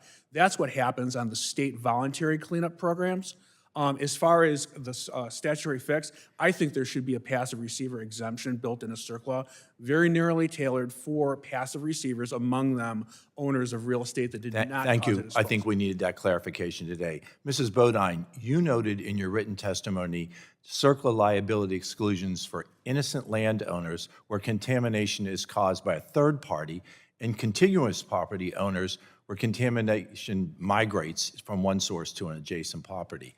However, you noted that the burden is on the landowner to prove that it is eligible for these defenses, and they often incur significant cost in that process. Will these defenses be difficult to invoke in the context of PFAS? I would say yes, because of what has been discussed here today, the fact that you don't know where the PFAS is coming from. But given your experience of drafting CERCLA legislation and implementing it at the EPA, do you have any advice for us in Congress for considering whether to modify existing defenses or update new ones? You could do both. On the modifying existing, you could deal with the burden of proof issue. Is it a defense where somebody raising the defense has the burden to show that they're eligible, or is it an element of liability saying that whoever's bringing the lawsuit has to show that you fall within, that you are indeed liable? So that's existing. On the new ones, yes, there are, I mentioned the equitable factors. I mean, we've talked here today, people who didn't intentionally use PFAS are still being swept in. That concept of intentional use, I think it came up, maybe Ms. Donovan brought it up. I mean, there are states that are issuing bans on use of PFAS, and they have defined intentional use. My time has expired. I thank you. I will submit additional questions for review. Mr. Chairman, I yield back. Gentleman yields. Chair now recognizes the gentleman from Massachusetts, Mr. Auchincloss, for 5 minutes for his questions. Thank you, Chair. I want to start by asking about testing with you, Mr. Meehan. You noted in your testimony that you estimate that utilities will need to make capital investments totaling between $37 to $48 billion by 29 in order to fully comply with the drinking water standards. An enormous cost. It's something I hear a lot about from cities and towns. I represent 35 cities and towns. Massachusetts, because of a lot of legacy industry and relatively dense land use, we have a lot of accumulated PFAS. But the concern I hear is that the testing gives almost a sense of false precision. The distinguishing between 4 parts per trillion versus 6 parts per trillion, it can depend on the lab that's being tested. It can depend on the time of day. It can depend on what kind of gloves somebody is wearing when they're doing this. And a call for action that I have heard repeatedly is we need inline 24/7 high-integrity testing of the PFAS content within drinking water facilities. Is that something that would be a useful investment from the federal government in terms of R&D? Well, I would not rely on my law degree to give you technical advice on testing, but generally improve, this is a new frontier at these levels, not millions, not billions, but parts per trillion. And so I know that the early stages have been rough beginning to get the standards right, the methods, the testing. So at least some, if you mean funding, would be useful to develop the most effective approaches, which I'm not confident to tell you what those are. Ms. Bodine, if you have any comments, welcome those too. Well, I wanted to point out that the drinking water standard that's been discussed here today, which is at 4 parts per trillion, is not the risk-based standard. It's based on what can actually have a reliable testing for, and it goes. The risk-based standards that EPA came out with were 0.01 parts per trillion and 0.03 for each of the 2 chemistries. And the 4 was at the, what is the practical quantification level. Yeah, I don't think we're at reliable, at least in the sense of public health communications. I don't think we're at reliable testing right now because I think there's a lot of variability that actually undermines confidence in the test results. And we need to make federal investments in inline testing that is consistent and that people can understand in real time, not just lab by lab. I do want to move on this. I want one other issue. Ms. Donovan, I just so totally agree in what you have been saying, which is that debating 4 parts per trillion versus 6 parts per trillion in municipal water supplies, we are chasing this contamination at the point in the bioaccumulation cycle when it is the hardest to mitigate, and we got to go upstream. And we've got to address it at the point of production. You've talked about using the Resource Conservation Recovery Act and designating PFAS as a hazardous substance under that. Would you also support using TSCA, though, so that we can proactively regulate the production of PFAS? I'm not a policy expert. I work at a church. So I'm really sorry I can't help you in the details of that. But if you don't mind and will allow me to take a little moment and address Mr. Peters, and maybe you both, if you feel the same way, be very careful about allowing shields where bad actors can hide behind them, because that's a slippery slope. And we have seen that play out in North Carolina, in the town of Pittsboro, and the town of Burlington, where these PFAS polluters are hiding, are co-opting the local utilities, running the show, and allowing the pollution to proceed. And then it becomes harder. I hear that, and I think what we're trying to avoid is this downstream finger pointing at great expense and suffering. And it seems like while RCRA is good for remediating existing contaminated sites, and we should do that, we got to strengthen TSCA and expedite unreasonable risk determinations for PFAS as a chemical class, and enhancing their authority for persistent bioaccumulative substances, and just getting a lot tougher on non-essential uses of PFAS at the point of production and phasing them out, as we did, for example, with ozone-depleting chemicals in the 80s and 90s under the Montreal Protocol. Like, we have frameworks for how to do this. When we did that with the Montreal Protocol, we replaced them with PFAS. And that's the problem. That gets into the green chemistry thing, is that we cannot keep doing regrettable substitutes, and we cannot allow industry to dictate it, because they have shown us over and over again that they don't self-regulate and they don't hold themselves accountable. Yeah, we can't replace them with other toxic time substances, hasn't but we do need to replace them out of the point of production. I'll yield back.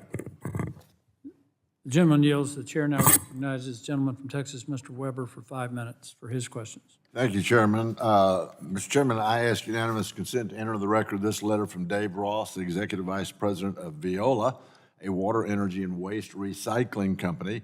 This letter shares recommendations on how to address PFAS management and shares results from a May 2025 test of their incinerator in Port Arthur, Texas, my congressional district, which the test showed their incinerator destroyed 99.999% of PFAS contaminated waste.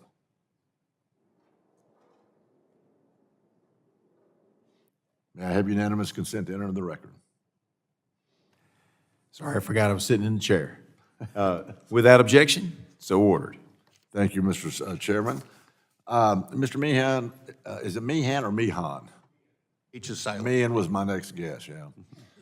Water utilities are already facing substantial costs to comply with the PFAS regulations under the Safe Drinking Water Act and Clean Water Act, including treatment, monitoring, as well as disposal of PFAS residuals. How would, going back on your law training now, how would subjecting these same utilities to CERCLA liability for PFAS on top of already existing compliance obligations, how would that affect water affordability, particularly in small, rural, and disadvantaged communities? Of course, the problem that small rural communities, whether rural or not that matter, they don't have the base to spread the cost out, the ratepayer base. So they're at a disadvantage to start with, as well as the technical limitations that they have in terms of staff and expertise in-house. So you'll probably see a lot of non-compliance or failure to comply, And then the cost will be, I mean, you can just imagine, you know, they just won't be able to handle them. And remember, we've got other mandates too. We're dealing with lead service line replacement.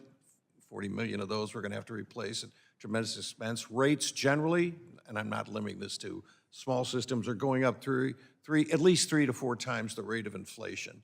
And I won't say that's a bad thing because we've been behind the curve in terms of our infrastructure investments. But the fact is, that is the reality. They're going up, and all these pressures are coming to bear on, let's face it, the ratepayers, not the state governments, not the federal government, it's primarily the ratepayers.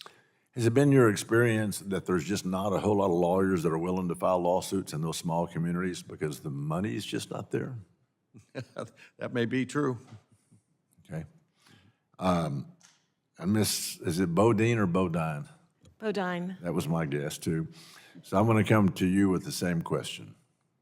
Small communities where they really can't afford to do that, what's the answer there? The answer, it's a chronic problem, whether you're dealing with PFAS or anything. And the answer actually is getting operators there who can manage the system, because frankly, in smaller communities, they can't afford to pay the operators enough to stay, and so there's a lot of turnover, and so you have a lot of issues because they're just not being operated properly. And I didn't read your bio. Are you an attorney also? I am an attorney, yes. Okay, so we've got at least 2 attorneys on the panel, maybe 3? Okay. I'm a recovering one. And we've got a mom that's got the most important role. She's raising children. So thank you for being here. Ms. Bowden, I'm going to come back to you. So we're now hearing how some state and local governments are reportedly pausing PFAS sampling programs to avoid discovering contamination that would then trigger CERCLA obligations.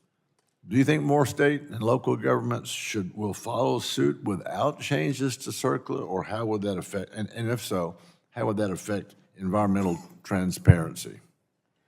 So that's an interesting question. I had not thought of that. You're saying that they're not looking for it because if they find it, they're worried about liability. I believe that's what you just said. I think that's the case. And that actually can increase risk instead of reducing risk. So.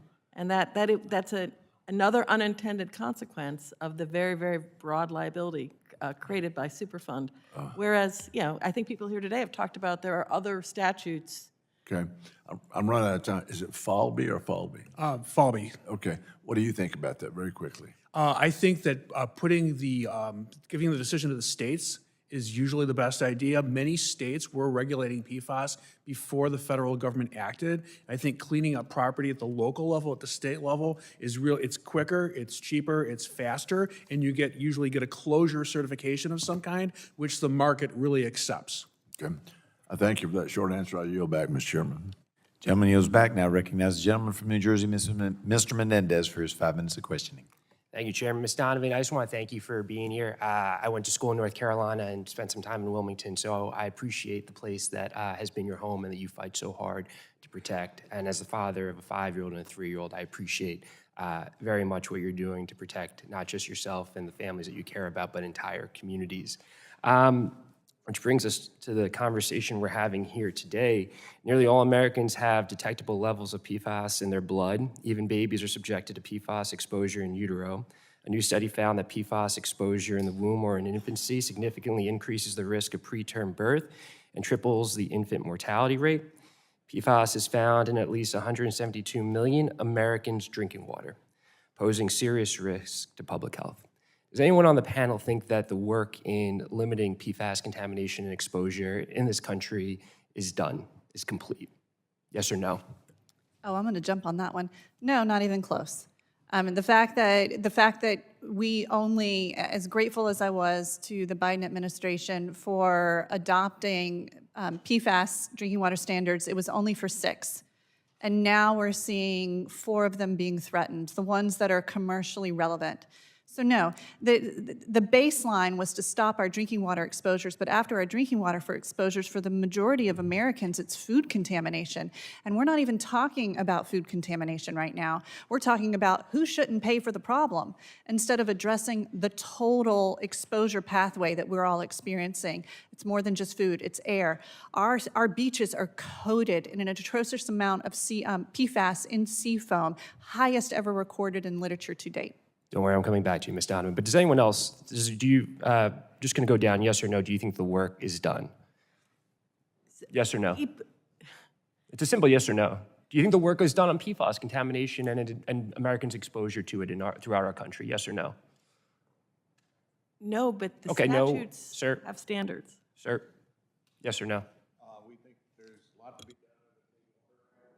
So we're not done yet.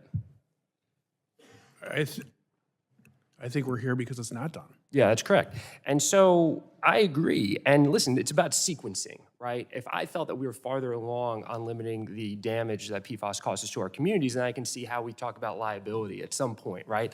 I just don't think we're there yet. We should be having a discussion today, every day, about PFAS as a public health concern. The other challenging thing is that tomorrow we were supposed to be in session. We're being sent home. We were in a government shutdown, the longest government shutdown, where we weren't brought back to Washington to have hearings like this. So we've lost legislative days, and every day that we're here is critically important. We should be focused on the issues that impact our communities the most, which brings me back to you, Ms. Donovan. It's been almost 8 years since you last testified before this committee. Do you believe that the topic of this hearing, CERCLA exemptions, will help clean up PFAS in your community and in New Jersey? No, I don't. And I also don't think that it is, it's really going after the polluter pays in any sort of way. I mean, we're stuck in massive lawsuits to get our polluters to pay. And what we've been begging for the last 8 years is legislation that makes it so lock-tight for us to be able to get the polluters to pay. We want every tool, every resource available. But instead, we're sitting here talking about how we can shield people from it instead of creating a lock-tight accountability chain where everybody's at the table realizing we're all on the line, because my family's already on the line for this right now. Upstream, downstream, correct? Everyone looking at it in the entire continuum and making sure that we're protecting the people at the end of it who are the American citizens that we are tasked with protecting. Is that correct? Correct. Thank you. Ms. Donovan, it's my understanding that the party responsible for PFAS contamination in your community is very clear, just like responsible parties in New Jersey's proposed PFAS settlements are very clear. So in this case and in many others, the manufacturers of PFAS who dumped into communities like yours will be held financially responsible for the cleanup. Is that your understanding? It is my understanding for the drinking water. Chemours definitely has the majority share, but they're not the only ones. We do have polluters upstream, and then we do have a massive, the world's largest munitions depot terminal is in Southport, and we think the PFAS contamination along the shorelines is coming from there. Okay, and again, I think we can all agree that it's the polluters, not taxpayers or ratepayers, who should be paying for the mess that they created. And those taxpayers and ratepayers expect affordable, high-quality services that protect their health. I think that's an entirely reasonable thing for any American, whether they live in a red state, a blue state, a rural area, or an urban area like the one I represent. We should be able to pour a glass of water for our children, knowing that it will not harm their health. I don't think that's too much to ask for this government, this country in 2025. Thank you again, Ms. Donovan. I yield back. Gentleman yields back. Point of clarification, there were no hearings scheduled for tomorrow because it was a getaway day, and the hearing we're having here today would And have the been last of Epstein, this committee. files are released tomorrow as well, which I'm sure was part of the consideration. I don't think that had anything to do with consideration. I think the consideration, in all fairness, was Christmas. All right, I now yield myself 5 minutes to talk about the issues of the day. I find this hearing extremely interesting. I'm learning. I have a lot of skepticism, and I am affected indirectly. I represent Spring Hollow Reservoir, the land that Spring Hollow Reservoir is on. That is run by the Western Virginia Water Authority. The Western Virginia Water Authority tested in 2020 and found that they had, shockingly, didn't know where it came from. They had Gen X. As they traced it down, but they didn't even notify the public in 2020 because it wasn't listed as being something they needed to notify the public about until 2022. They then notified the public. As they tracked it down, they found that it was your Chemours plant that had sent tanks, if I remember correctly, to a company called ProChem upstream in Roanoke County to be cleaned out because they had a buildup of calcium and magnesium. ProChem was not advised, as I understand it, based on the press reports. It was never advised that that Chemours had PFAS or Gen X in this case, and that they should be on the lookout for Gen X. As a result, Spring Hollow Reservoir was contaminated. ProChem stepped up and put $1.9 million into trying to resolve the problem in the Spring Hollow Reservoir. Raises a couple questions for me. Mr. Meehan, from a public water authority, should the Western Virginia Water Authority have known that Gen X was dangerous when they first found it in their water in 2020? I can't speak for them. Well, I'm saying generally, should they have known that was Well, I something that was just a want to be danger? clear, most of the people running water utilities are engineers. They're not toxicologists. They're not scientists in the sense of doing chemical research. And if, this wasn't on the radar of society generally. So it wouldn't have been, switching over to medical malpractice language, it would not have been the standard of the industry for them to have been alert. They tested it, they saw it, thought it was strange, but they didn't know to alert anybody. That is Okay, correct. all right. Ms. Bodine. As you know, electric power plants intake, use, and discharge water that already may contain PFAS or Gen X. How can we avoid unfairly shifting the burden of PFAS cleanup to the electric ratepayers as well as the water ratepayers? You've identified an incredibly important issue, which is that, yes, because PFAS is ubiquitous, it's going to be in residuals generated by entities that are not intentionally using PFAS. Kind of like my ProChem people, they had no idea. They were cleaning out calcium and magnesium as far as they knew. That's not an intentional use, which has been recognized as, by EPA as an equitable principle that you might want to use if you were creating passive receiver liability, that no intentional use, but nonetheless, there are going to be residuals. They're going to be at incredibly low levels, so it's not the entities that you've talked about, like Chemours, which are going to have high levels, or perhaps your textile manufacturers, or the people making Gore-Tex, boots, et cetera, they're with high levels. It's going to be people who have it in their intake water or have it from sources they don't even know where it's coming from. And the levels are really low, but CERCLA doesn't care. There's no threshold. You're still liable. If you can detect it, you can be held liable. Yeah. I was really interested in some of the concepts. I liked your idea, and I'm not saying you were promoting it, but you at least laid it on the table, of shifting the burden of proof. And I like that because I'm concerned about what Mr. Falby has raised, because all of my people downstream of the Smith Hollow Reservoir, who they believe that they probably started getting those chemicals in 2014, didn't test for it until 2020, or didn't test at all until 2020, and then didn't know it was a problem until 2022. But every landowner downstream from that site, because they don't put it all into the drinking water, some of it gets just released back into the river, could theoretically be liable. Is that right, Mr. Falby? Yes, that's correct. And as a matter of fact, just this month, EPA updated its website to include an affirmative, as I can understand it, an affirmative showing that a brownfield grant applicant is not liable for PFOS or PFOA on the property that you're seeking a grant from. And that's not usually how it works. A phase 1 environmental site assessment is not going to say you're not liable. Right, this is a technical document. The last thing consultants do is make legal pronouncements in these documents. So I don't know how that's going to work. I'm very concerned about it. Well, and I think we need to clarify that, and I probably will have some additional questions for the record at a later time, but my time is up, and I now recognize Mrs. Barragan from California. Ms. Barragan from California for her 5 minutes of questioning. Thank you, Mr. Chairman. Ms. Donovan, it must be hard for you to sit here and to hear some of the question and answers that are being given by witnesses. Would that be accurate? Yeah. What is it about some of the question and answers that makes it difficult for you to sit through? I can tell you that as a legislator, I think about my own family, my community, and say, well, shit, if there was toxic chemicals in my drinking water, I should know about it as a resident. And so just hearing of, well, should you have known? Well, I'm not a toxicologist. Well, that's not our job. It just sounds like we're having the wrong conversation. But what is it for you that makes it frustrating?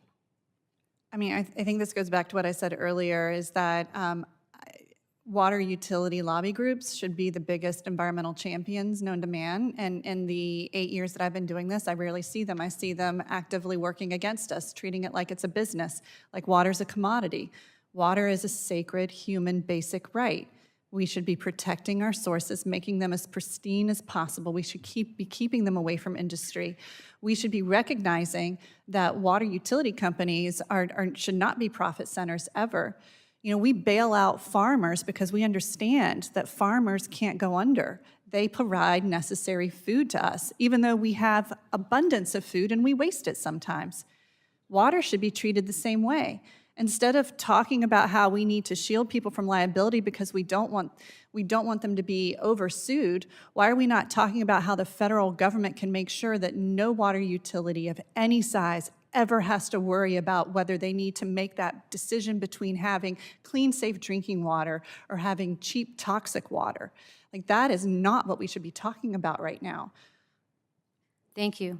Ms. Donovan, sometimes when I've advocated for cleaner water standards or going against polluters, I've been accused of, well, you're from a very Democrat liberal area. Are you from a Democrat liberal area? No, I live in a red county. I have a lot of diverse friends, and I'll say that there's not a lot we agree on and can talk about, but this is the one area where we have seen the most bipartisan support.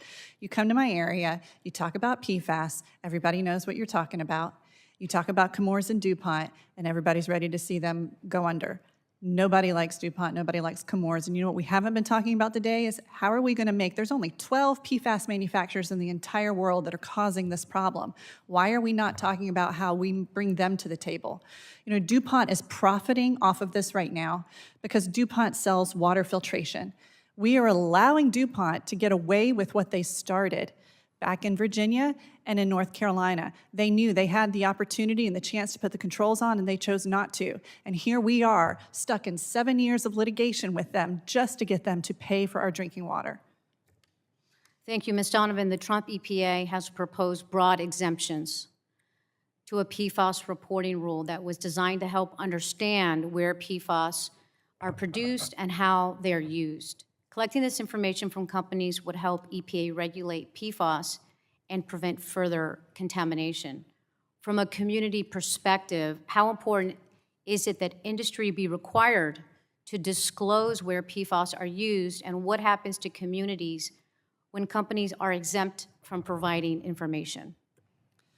It's not fair because we're all making decisions and they need to be informed decisions.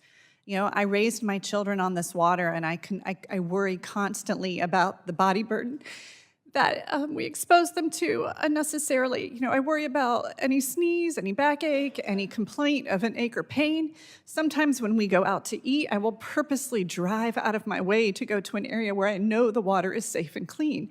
I came here, and I don't even know if the water is safe and clean here.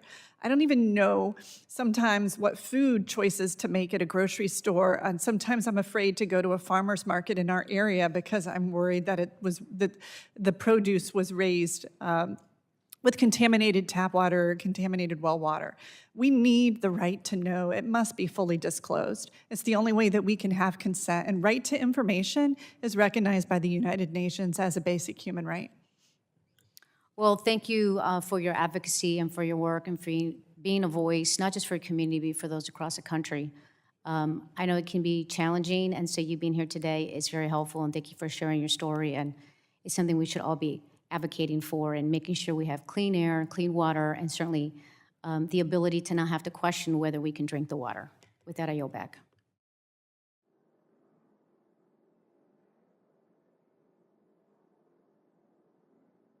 Gentlelady yields back.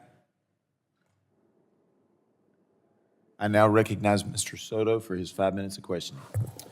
Thank you, Mr. Chairman. The Superfund law known as CERCLA has protected countless American lives. In 2024, we saw EPA advance new protections against 2 types of PFAS chemicals, PFOA, and PFAS, widely used in consumer industrial uses. We've heard some of those uses today.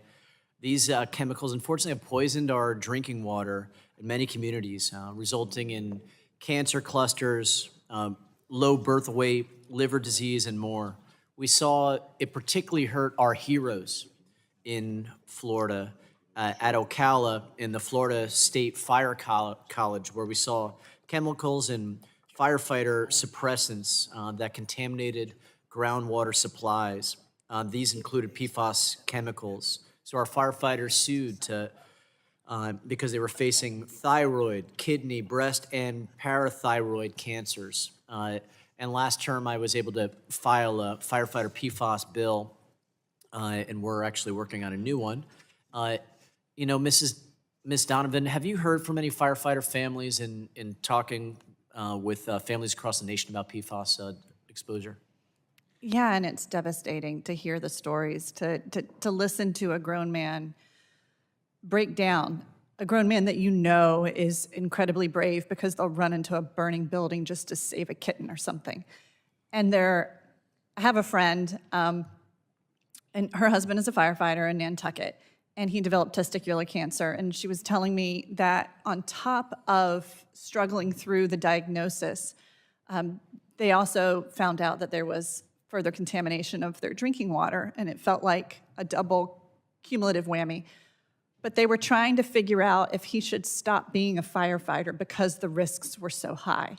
He's not afraid of fighting a fire. He's afraid of dying of cancer because he's not being protected. He's not being protected in the most basic way with clean gear, with clean water, and with making sure that the products that are burning in the home are not creating a chemical soup that he's enduring. Should he quit mid-career and find something new just because of this? In our area, our firefighters were incredibly concerned as well, and they've been pushing back. But the problem in North Carolina is that our firefighters don't even have good medical liability opportunities. So they're at an increased risk of getting cancer, and in North Carolina, they were having to fight the state, not to stop their exposures from PFAS, but just to even get a fair shake on insurance claims. Well, thank you for that, and I had to work on those issues on the state level and on the federal level with a cancer presumption. But we also see in the foam them now taking PFAS out of it, but we have a duty, members, to our local heroes to be able to get this done. Mr. Meehan, we saw in the infrastructure law under Biden $50 billion for the water infrastructure, including the state revolving fund, which so many local water utilities utilize. We've been able to work to secure over $500 million from that for Toho Water, Polk Water, for OUC in my area to help with clean drinking water. But we've seen the Trump administration propose a 90% cut to the state revolving fund for 2026 from $2.8 billion to $280 million. So as we're talking about trying to protect clean drinking water from PFAS and other chemicals and making sure our utilities have the money they need, what effect would that be if you saw the state revolving funds decimated by 90%? Well, it'd be entirely negative. I was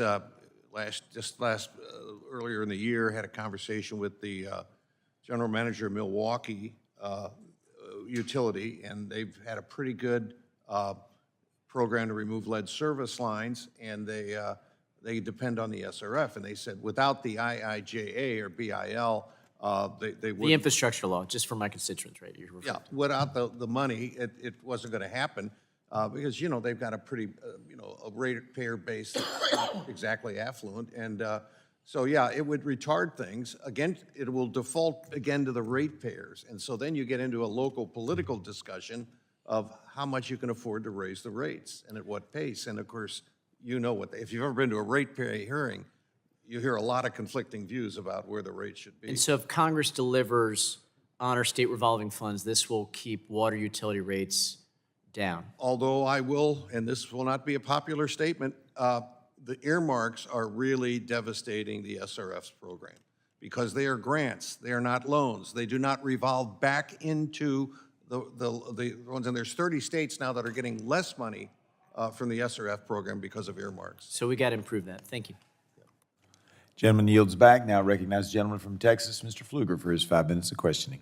Thank you, Mr. Chairman. Thanks for the hearing. I flew fighter jets in my professional career. Obviously, PFAS is something that I was very familiar with because it was a foam that was used to put out fires of those types of weapon systems. So it's something that I'm definitely familiar with and understand the conversation today being really important on the contamination and what the implications are for how to deal with this. I'll start with Ms. Bodine, have a series of questions.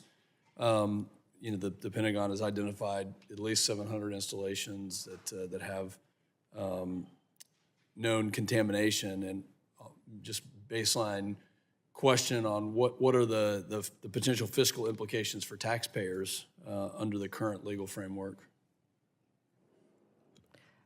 So the Department of Defense has authority to clean up the PFAS contamination with or without the CERCLA designation that we're talking about here today in this hearing. They have been required by the various National Defense Authorization Acts to report their liabilities, which I forget their most recent number, but they are undercounting it. It is billions. It's, they only talk about, $4 billion because that's what they have underway, but they haven't done a whole lot of actual cleanup work yet. So they do also say the number will end up being much, much higher. So that is a consequence of the uses of the PFOA, PFAS, often to create, for safety reasons, but nonetheless have created contaminating groundwater. So the difference between what they're doing now versus what would happen with or without the CERCLA designation is, can somebody sue them? So right now they're cleaning it up, but they're cleaning it up based on their own priorities and their own pace. With the CERCLA designation, then somebody can sue them and say, no, put my site at the front of your list. Okay, so let's pull on that a little bit. Does it make sense for Congress to continue allowing liability to be resolved through prolonged case-by-case litigation, or should there be some sort of comprehensive statutory solution that addresses it? Well, I think it's clear that liability is the least efficient way of addressing a problem, and that money is better spent on dealing with the cleanup, whether it's DOD's money or anybody else. However, I'm sympathetic, obviously, to downstream communities from Air Force bases, et cetera. But Congress has a choice. If you're creating exemptions, you don't have to include federal agencies in your exemptions if that's your choice. They are separately funded by Congress. All the cleanup done by a federal agency is paid by the federal taxpayers. If you were to put odds on the cost, I know I'm asking for math in public, but just give us a scale. 2 to 1, 3 to 1, 10 to 1. I mean, so in my testimony, I did give some numbers about, well, what percentage of total Superfund costs are associated with the transaction costs as opposed to cleanup. And it's the smaller the entity, the smaller the contributor, the greater the percentage. And it was over 50% for very small parties that have been dragged in. They're spending more money on lawyers than they are cleanup costs. For DOD, it's so mammoth, I can't even give you a cost. Well, okay, why don't I ask it this way? Who stands to gain with the individual suit method, and who would lose in that? I mean, are there winners and losers in each approach? Are we still talking about DOD, or are we talking more broadly? More broadly. Okay, so if EPA were to take its money, the trust fund money that's there because it's coming in through the petroleum taxes and chemical excise taxes, and do cleanup without suing, but do cleanup based on the funding that they have, everybody could gain. And then the question is there enough money in the trust fund to do that, or you still need to keep some people liable so that there's some people have been characterized here as true polluters. which, as I've tried, I think many have made the point, is a much narrower class of parties than people that Superfund liability system sweeps in. Yeah. Thank you. That was very articulate, and that's, I think the overall goal is to get it cleaned up and have everybody win. I yield back. Gentleman yields. Chair now recognizes the gentleman from Ohio, Mr. Landsman, for 5 minutes for his questions. Thank you, Mr. Chair, and thank you all for being here. This is a really important hearing. I think this hearing gets at, ultimately, in addition to solving a very complicated, very important problem, what side are we on? And I do believe that at the moment in the United States, we are facing one overwhelming issue, and that is the extreme concentration of wealth and power. And no place is that more true than in big tech. And the data centers are an example where these data centers are going up all over the country, particularly in rural communities. I have a Wilmington in my neck of the woods, and they're dealing with a data center right now. And think about this, the data center comes in, some construction jobs up front, at the beginning, use a ton of water, make a ton of noise. There are these legitimate pollution issues and the question about forever chemicals. But instead of tackling those things, what they get is they get land. I mean, we're talking about Amazon and these big tech companies. They get a bunch of land, and then these towns and townships that have no money, they got to give them tax cuts, tax breaks for the data centers to come in, so depleting their bank accounts. And it leaves communities frustrated, angry, poorer, sicker, and it's fueling what? It fuels higher utility bills for folks, less local money for towns and townships, the pollution.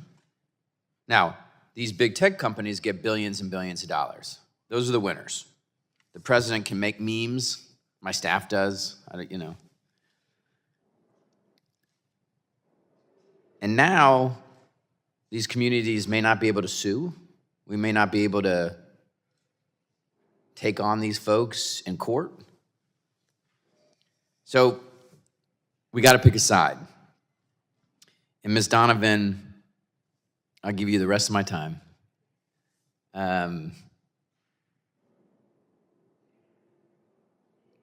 You pick the side of these communities. I'm going to pick the side of these communities. So if my colleagues want to join and say, okay, I'm going to pick the side of these communities, Amazon's going to be fine. The innovation's going to happen. Top 3, and some of this you'll repeat, but top 3 things we got to do to be with them, not the big tech companies. Top 3 things you want Congress to do. I wasn't prepared for that. The top 3 things is end all exposures to PFAS. Make the actual polluters pay. We know the billion-dollar polluters. We're sitting here bickering over such inconsequential things, but we also need to know the health risks. Part of our human rights claim was the fact that I need to be able to go to my doctor and have a real authentic conversation with my doctor about the risks of our exposures. But we don't know all of those right now. I had to reschedule an urgent colonoscopy just to be here, and I don't know what's going to happen.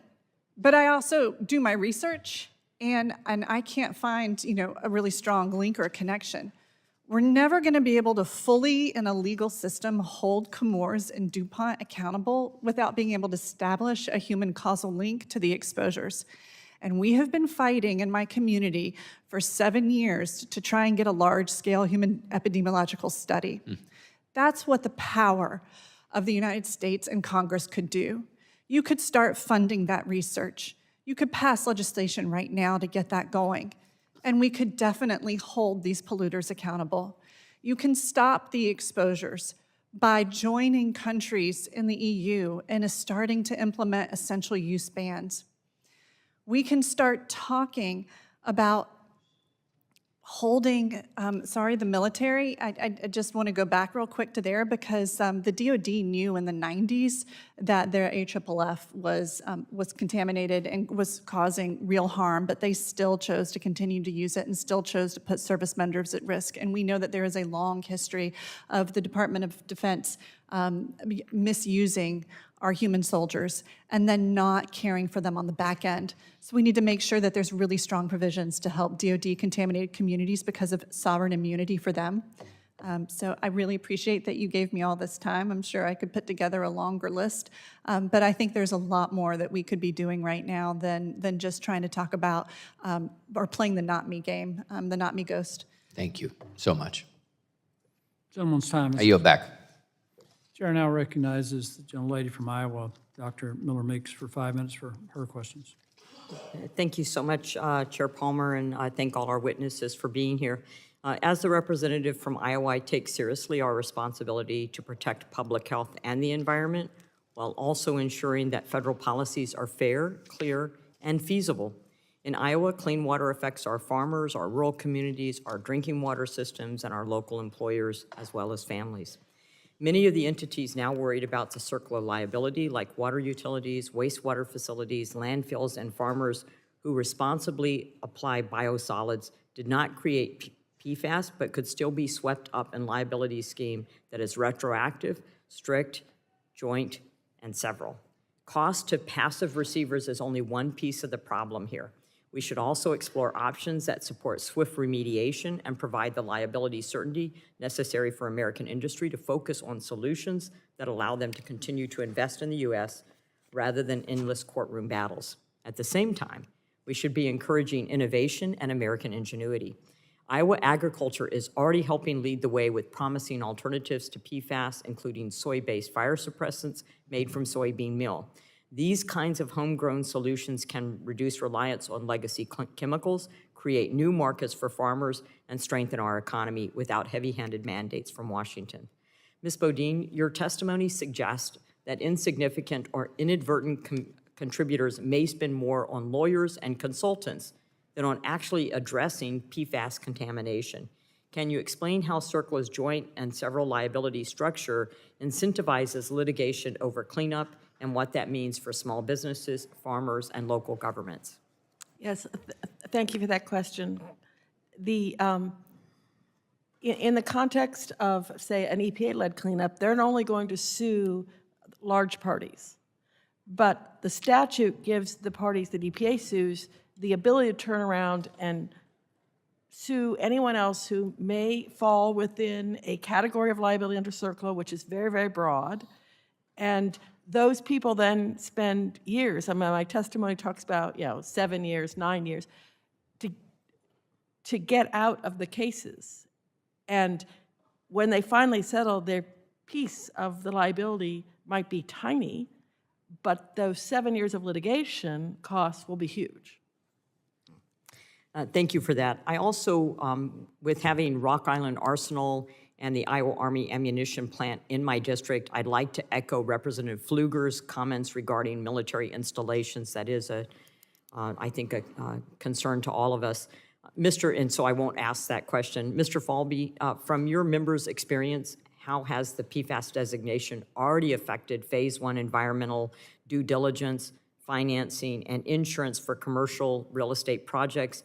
And what does that mean for redevelopment, housing construction, and job creation in local communities? Yes, thank you for that question. We've talked a lot about clean water this morning. Everybody is in favor of clean water. Everybody is also, I believe, in favor of brownfield redevelopment. So it's important to be able to redevelop infill properties that are contaminated. And what we're asking for in terms of a circular liability enhanced protection doesn't mean those sites will not get cleaned up. In fact, I think it paves the way for that kind of redevelopment, because the concern is the unlimited circular liability, the fear of having to write a blank check and pay lots of lawyers, right, to litigate circular liability. So I think, Phase 1 environmental site assessments are great. They're just a look. There's no testing involved.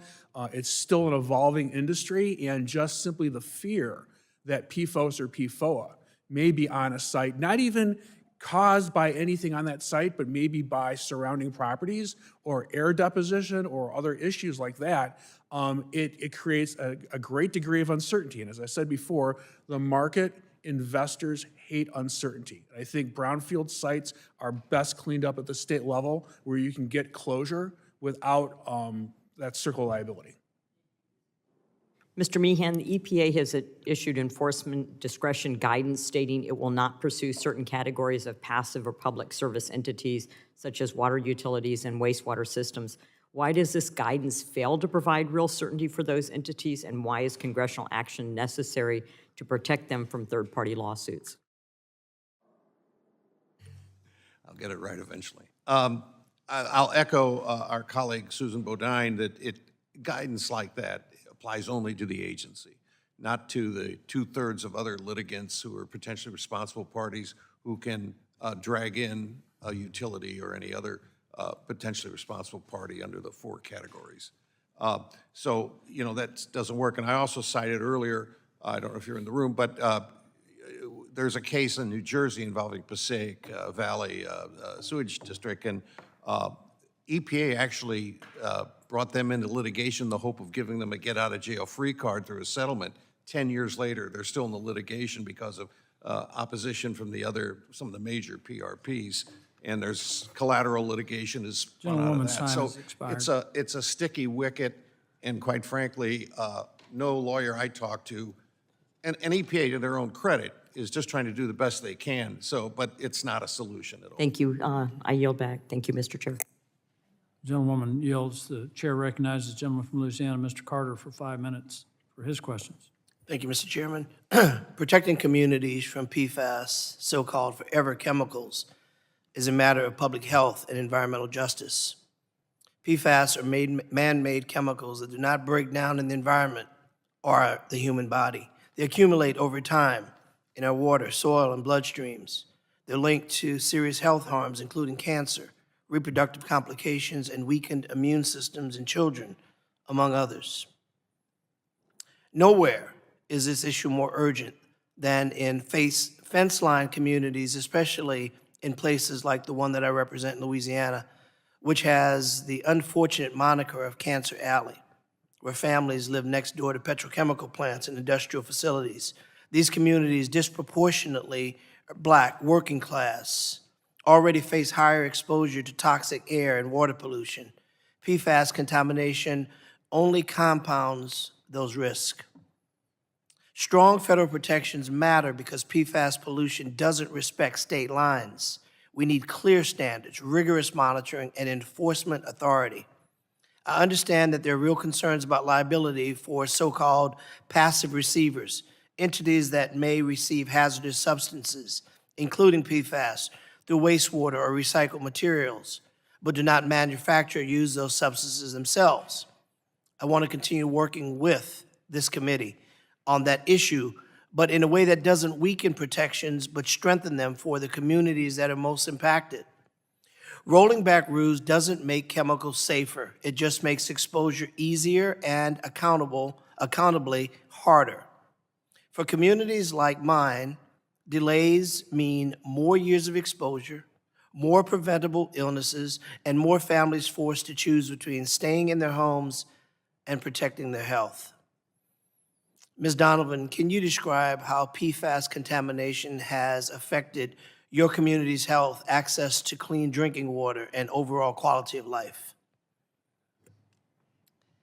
Yeah, and I'm so glad that you brought up the point about fence line and frontline communities and the environmental justice concerns, because there is the cumulative impact of all of this that needs to be addressed. There is a community that lives right beside the Sampson County landfill, which is where Chemours sends its waste, or it was documented as sending its waste for a very long time. This community is not only now dealing with contamination problems coming from this waste landfill, but they're also dealing with hog farm waste that they've had to litigate. They are constantly in litigation to try and protect their way of life and where their zip code is, and it's not fair. We have private well owners in Brunswick County that are just now finding out that their wells were contaminated by Chemours 7 years later, all the way 80 to 90 miles downstream from the actual facility. And it was because the municipality had contaminated water, which has now contaminated the groundwater of the area. Think golf courses, think just irrigation, think all of that. And we are working through, but the state environmental department is working with Chemours through the consent agreement to force Chemours to pay for that cleanup. We are seeing communities, there's a black community, a predominantly black community called Rock Hill in Wilmington, North Carolina, and when developers come in and create new homes, they are bypassing the ability to give this community access to municipal water that is cleaner than the groundwater that has been contaminated, again, by PFAS. And so there is a struggle and a fight to make it equitable and just for this community to access a better opportunity for water now that it's available. Can I interrupt you just for a moment, because I only have a few seconds left. I really want to ask you about RCRA. We know that the Resources Conservation and Recovery Act under the Biden administration was working toward coming up with ways to deal with this. How would RCRA, cradle-to-grave waste management model, provide your community with a sense of security, knowing that PFAS waste are properly managed and maintained through the life cycle? Yeah, I mean, we know that there are tanker trucks that leave Chemours constantly. We've seen spills that have happened, but they don't get reported. It's been voluntary, eye-on-the-ground observation from the very communities that's being contaminated with the air releases that are having to call regulators and say, hey, we took some pictures of this spill. That would have been documented. We also worry, again, where is the land application of the sewage sludge that we know is contaminated? Where is that going? There needs to be a whole system to understand that. And again, this isn't an issue about liability. And my time has expired. As I do, Mr. Chairman, I just want to close with this. We know this, that if the big polluters are left to their own devices, they won't report. They'll continue to take the path of least resistance, which is to continue to contaminate communities. That's why committees like this and people like you coming to testify strengthen our hand in making sure that we are insisting that if coexistence is to happen, it can only happen when communities are made safe. Mr. Chairman, thank you for your generosity and time. I yield. Gentleman yields. The chair now recognizes the gentleman from Georgia, Mr. Carter, for 5 minutes for his questions. Thank you, Mr. Chairman. This is certainly an important hearing, and Mr. Chairman, I applaud you and thank you for holding it. The impact of EPA's CERCLA designation for the two PFAS chemicals. PFAS, we've established the fact that PFAS is used in a number of different areas and in a number of different things, and consumer products and industrial purposes, and oftentimes they're used in life-saving devices, electronics, and firefighting foams, and I'm going to touch on that in just a second. But while they're essential for everyday life and many life-saving devices, it's a very complex nature and makes the cleanup and the disposal difficult. So I want to talk about the practicality of how we deal with this. I'm not denying we need to deal with it. I want to talk about the practicality. Mr. Meehan, I want to ask you, how do you expect cleanups timelines, or do you expect cleanup timelines to slow because parties simply don't have any place to put the soil, the residue, the water that now must be managed as potentially triggering waste? Well, if you're talking about the waste or residue or biosolids from water and wastewater utilities, that's a real problem. And EPA hasn't really come down on what's the preferred technology. So basically, it's a sort of an ad hoc decision for each utility. Do you store it on site? Do you incinerate it? Do you send it to a hazardous waste landfill rather than a muni landfill? Big cost differential. So right now, it's cats and dogs, how we're going to do it. Now, if you're talking about a Superfund cleanup, those are historically You know, 20, 25, 30 years. Yeah, no, I absolutely, there's still monster mining sites out west. I mean, Susan Bodine can address that much more eloquently than I, but they're long-haul cleanups, long-haul projects. Yeah. Well, given the, excuse me, given the significant liability uncertainty, the limited disposal options, and the broad range of parties that are potentially exposed, what do you think the top steps are that EPA could take? What could they do? The technology may just have to evolve to a greater level. Also, the EPA is going to have to maybe factor in some risk versus risk considerations. That is storing on site better than sending it maybe to an incinerator? Well, personally, I don't think so, but there are consequences, and people aren't thrilled about having a new incinerator in their county. So it's going to be very difficult, as I say, case by case sorting this out, and whether technology will save us. I know there was a citation from Veolia about their disposal, but I've been through the era of incineration for hazardous waste as a state official, and nobody's happy with it. Nobody's happy with it. They want the regulator to be a land use authority. Ms. Bodine, you have anything to add to that? Yes. I mean, EPA, out of their Office of Land and Emergency Management, really does need to provide guidance that's a risk management approach. We can't take, the Office of Water did a risk assessment that said, 0.01 parts per trillion. Okay. That's not risk management. You need to say, okay, and states are already stepping out and doing this. Okay, you can land apply these residuals at, most states have said, okay, 20 parts per billion. That's a lot different than 0.01 parts per trillion that, that the Office of Water Risk Assessment would suggest. So you just need to have a practicable consideration that takes into account is there really exposure, and provide real guidance. The guidance that's out there, the most recent update was 2024, says if you have higher levels, use technologies that have a less chance of release, and that would be incineration, deep well injection, and hazardous waste landfills, the most expensive technology. Okay, I've got a minute left, and I want to get to this, Ms. Bodine. I want to ask you about the foam that airports use to put out fires. If I have a loved one on a plane, I want that fire put out as soon as possible, as quickly as possible. Yeah. What about the liability the airports are put under whenever they're using this, and yet now it's being regulated this way?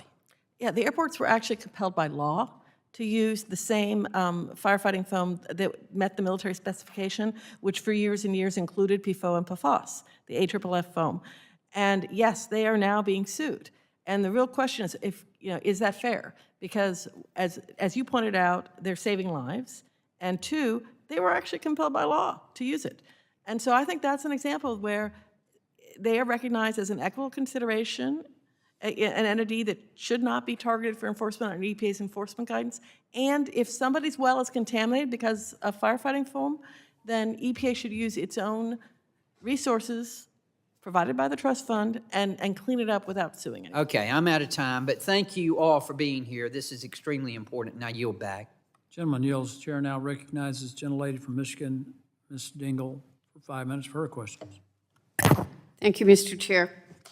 As co-chair of the Bipartisan PFAS Task Force, I want to start off with some facts. PFAS contamination is a nationwide environmental and public health crisis. It impacts our air, our soil, our water, our food systems, and consumer products. EPA's authority under the Federal Superfund Law, CERCLA, is essential to addressing it. For decades, PFAS was used widely. We acknowledge that.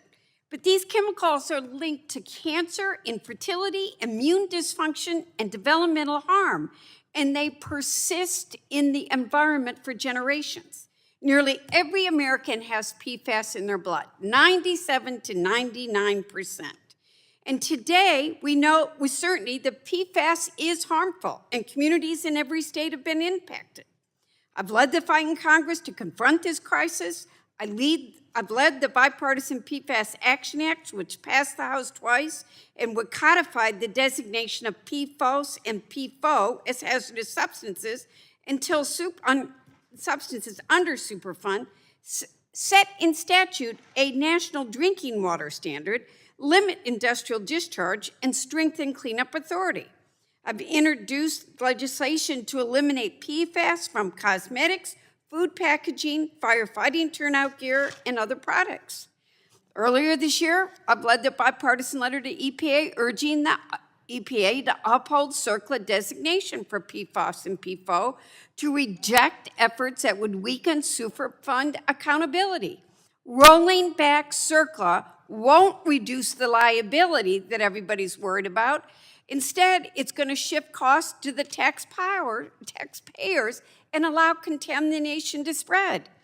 While EPA's CERCLA designation for PFAS and PFOA remains in place for now, it's under continued pressure from industry and others seeking broad exemptions, including for so-called passive receivers. And I want to be clear, this isn't a small group of entities seeking exemptions like municipal utilities and treatment plants. It's a much larger universe, including secondary manufacturers, industrial recycling facilities, and infrastructure construction groups.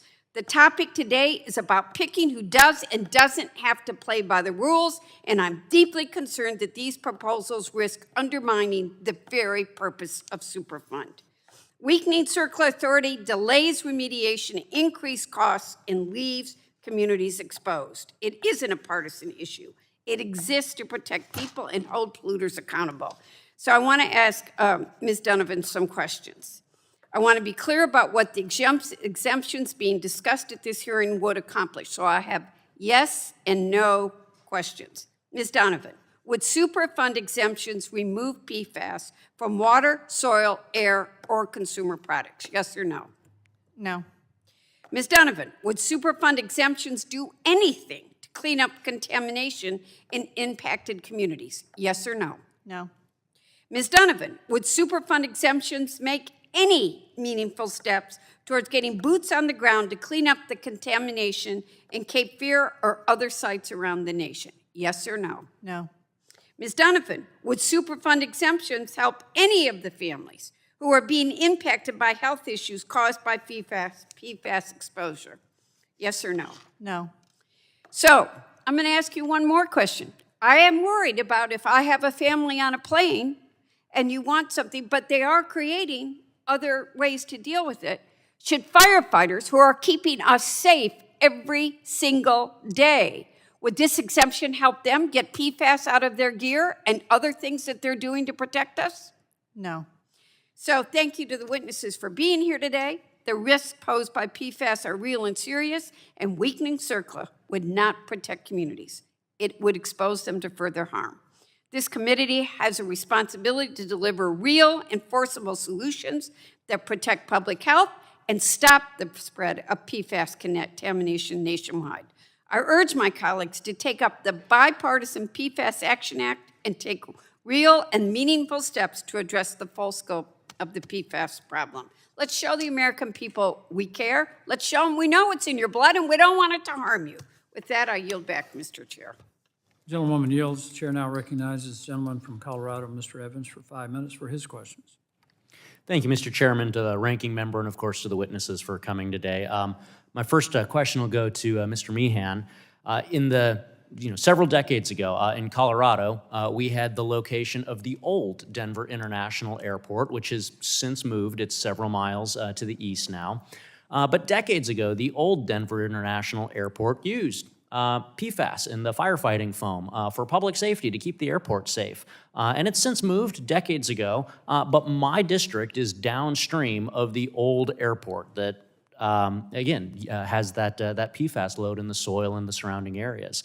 And so that rinses downstream to my district, to places like the largest city in my area, Thornton, Colorado, which right now is being forced to raise water rates on my constituents to pay an extra $2.6 million a year for the treatment costs of PFAS, which is coming from a site that no longer exists decades ago that they have no control over because it's upstream of their jurisdiction. And I'll remind my colleagues on the other side of the aisle that when we raise rates on consumers, when we increase the cost of living, that increases the rates of poverty. And poverty also has a negative health outcome and causes real harm.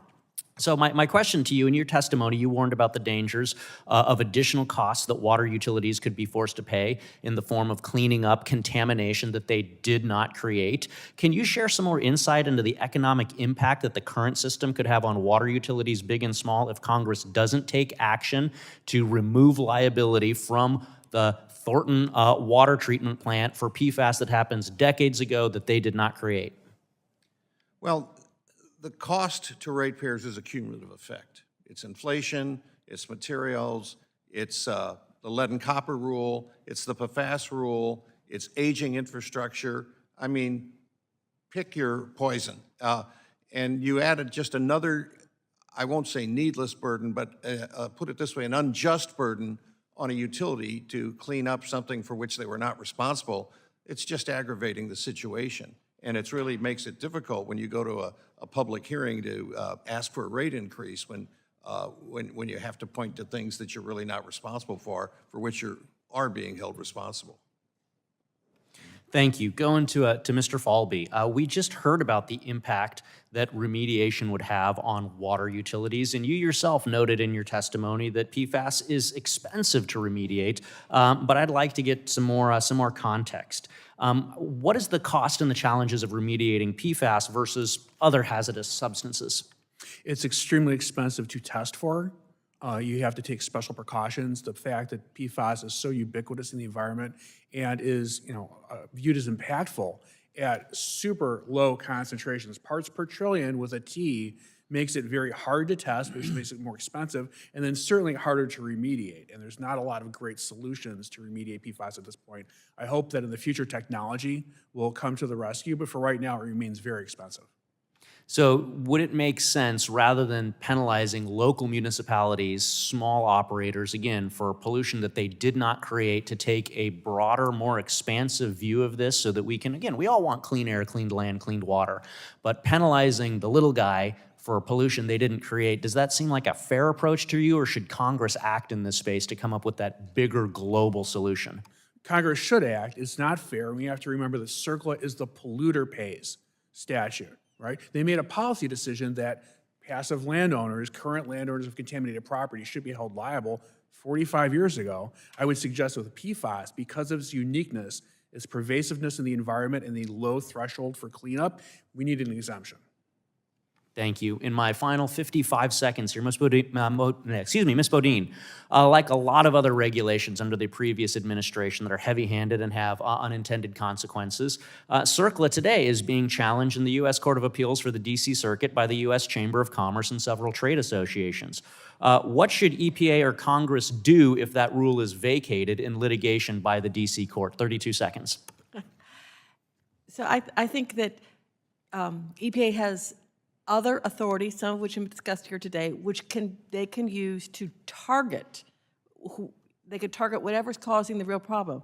RCRA can go after chemical manufacturers like Chemours. TSCA can prevent new uses of chemicals and already has banned PFAS. So CERCLA is not really the best tool, because for all the reasons we've discussed here today. And there are other tools out there to address actually the problems that people have said they want to address.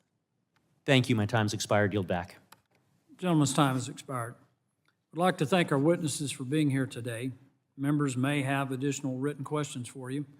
I'll remind members that they have 10 business days to submit additional questions for the record, and I ask that the witnesses do their best to submit the responses within 10 business days upon receipt of the questions.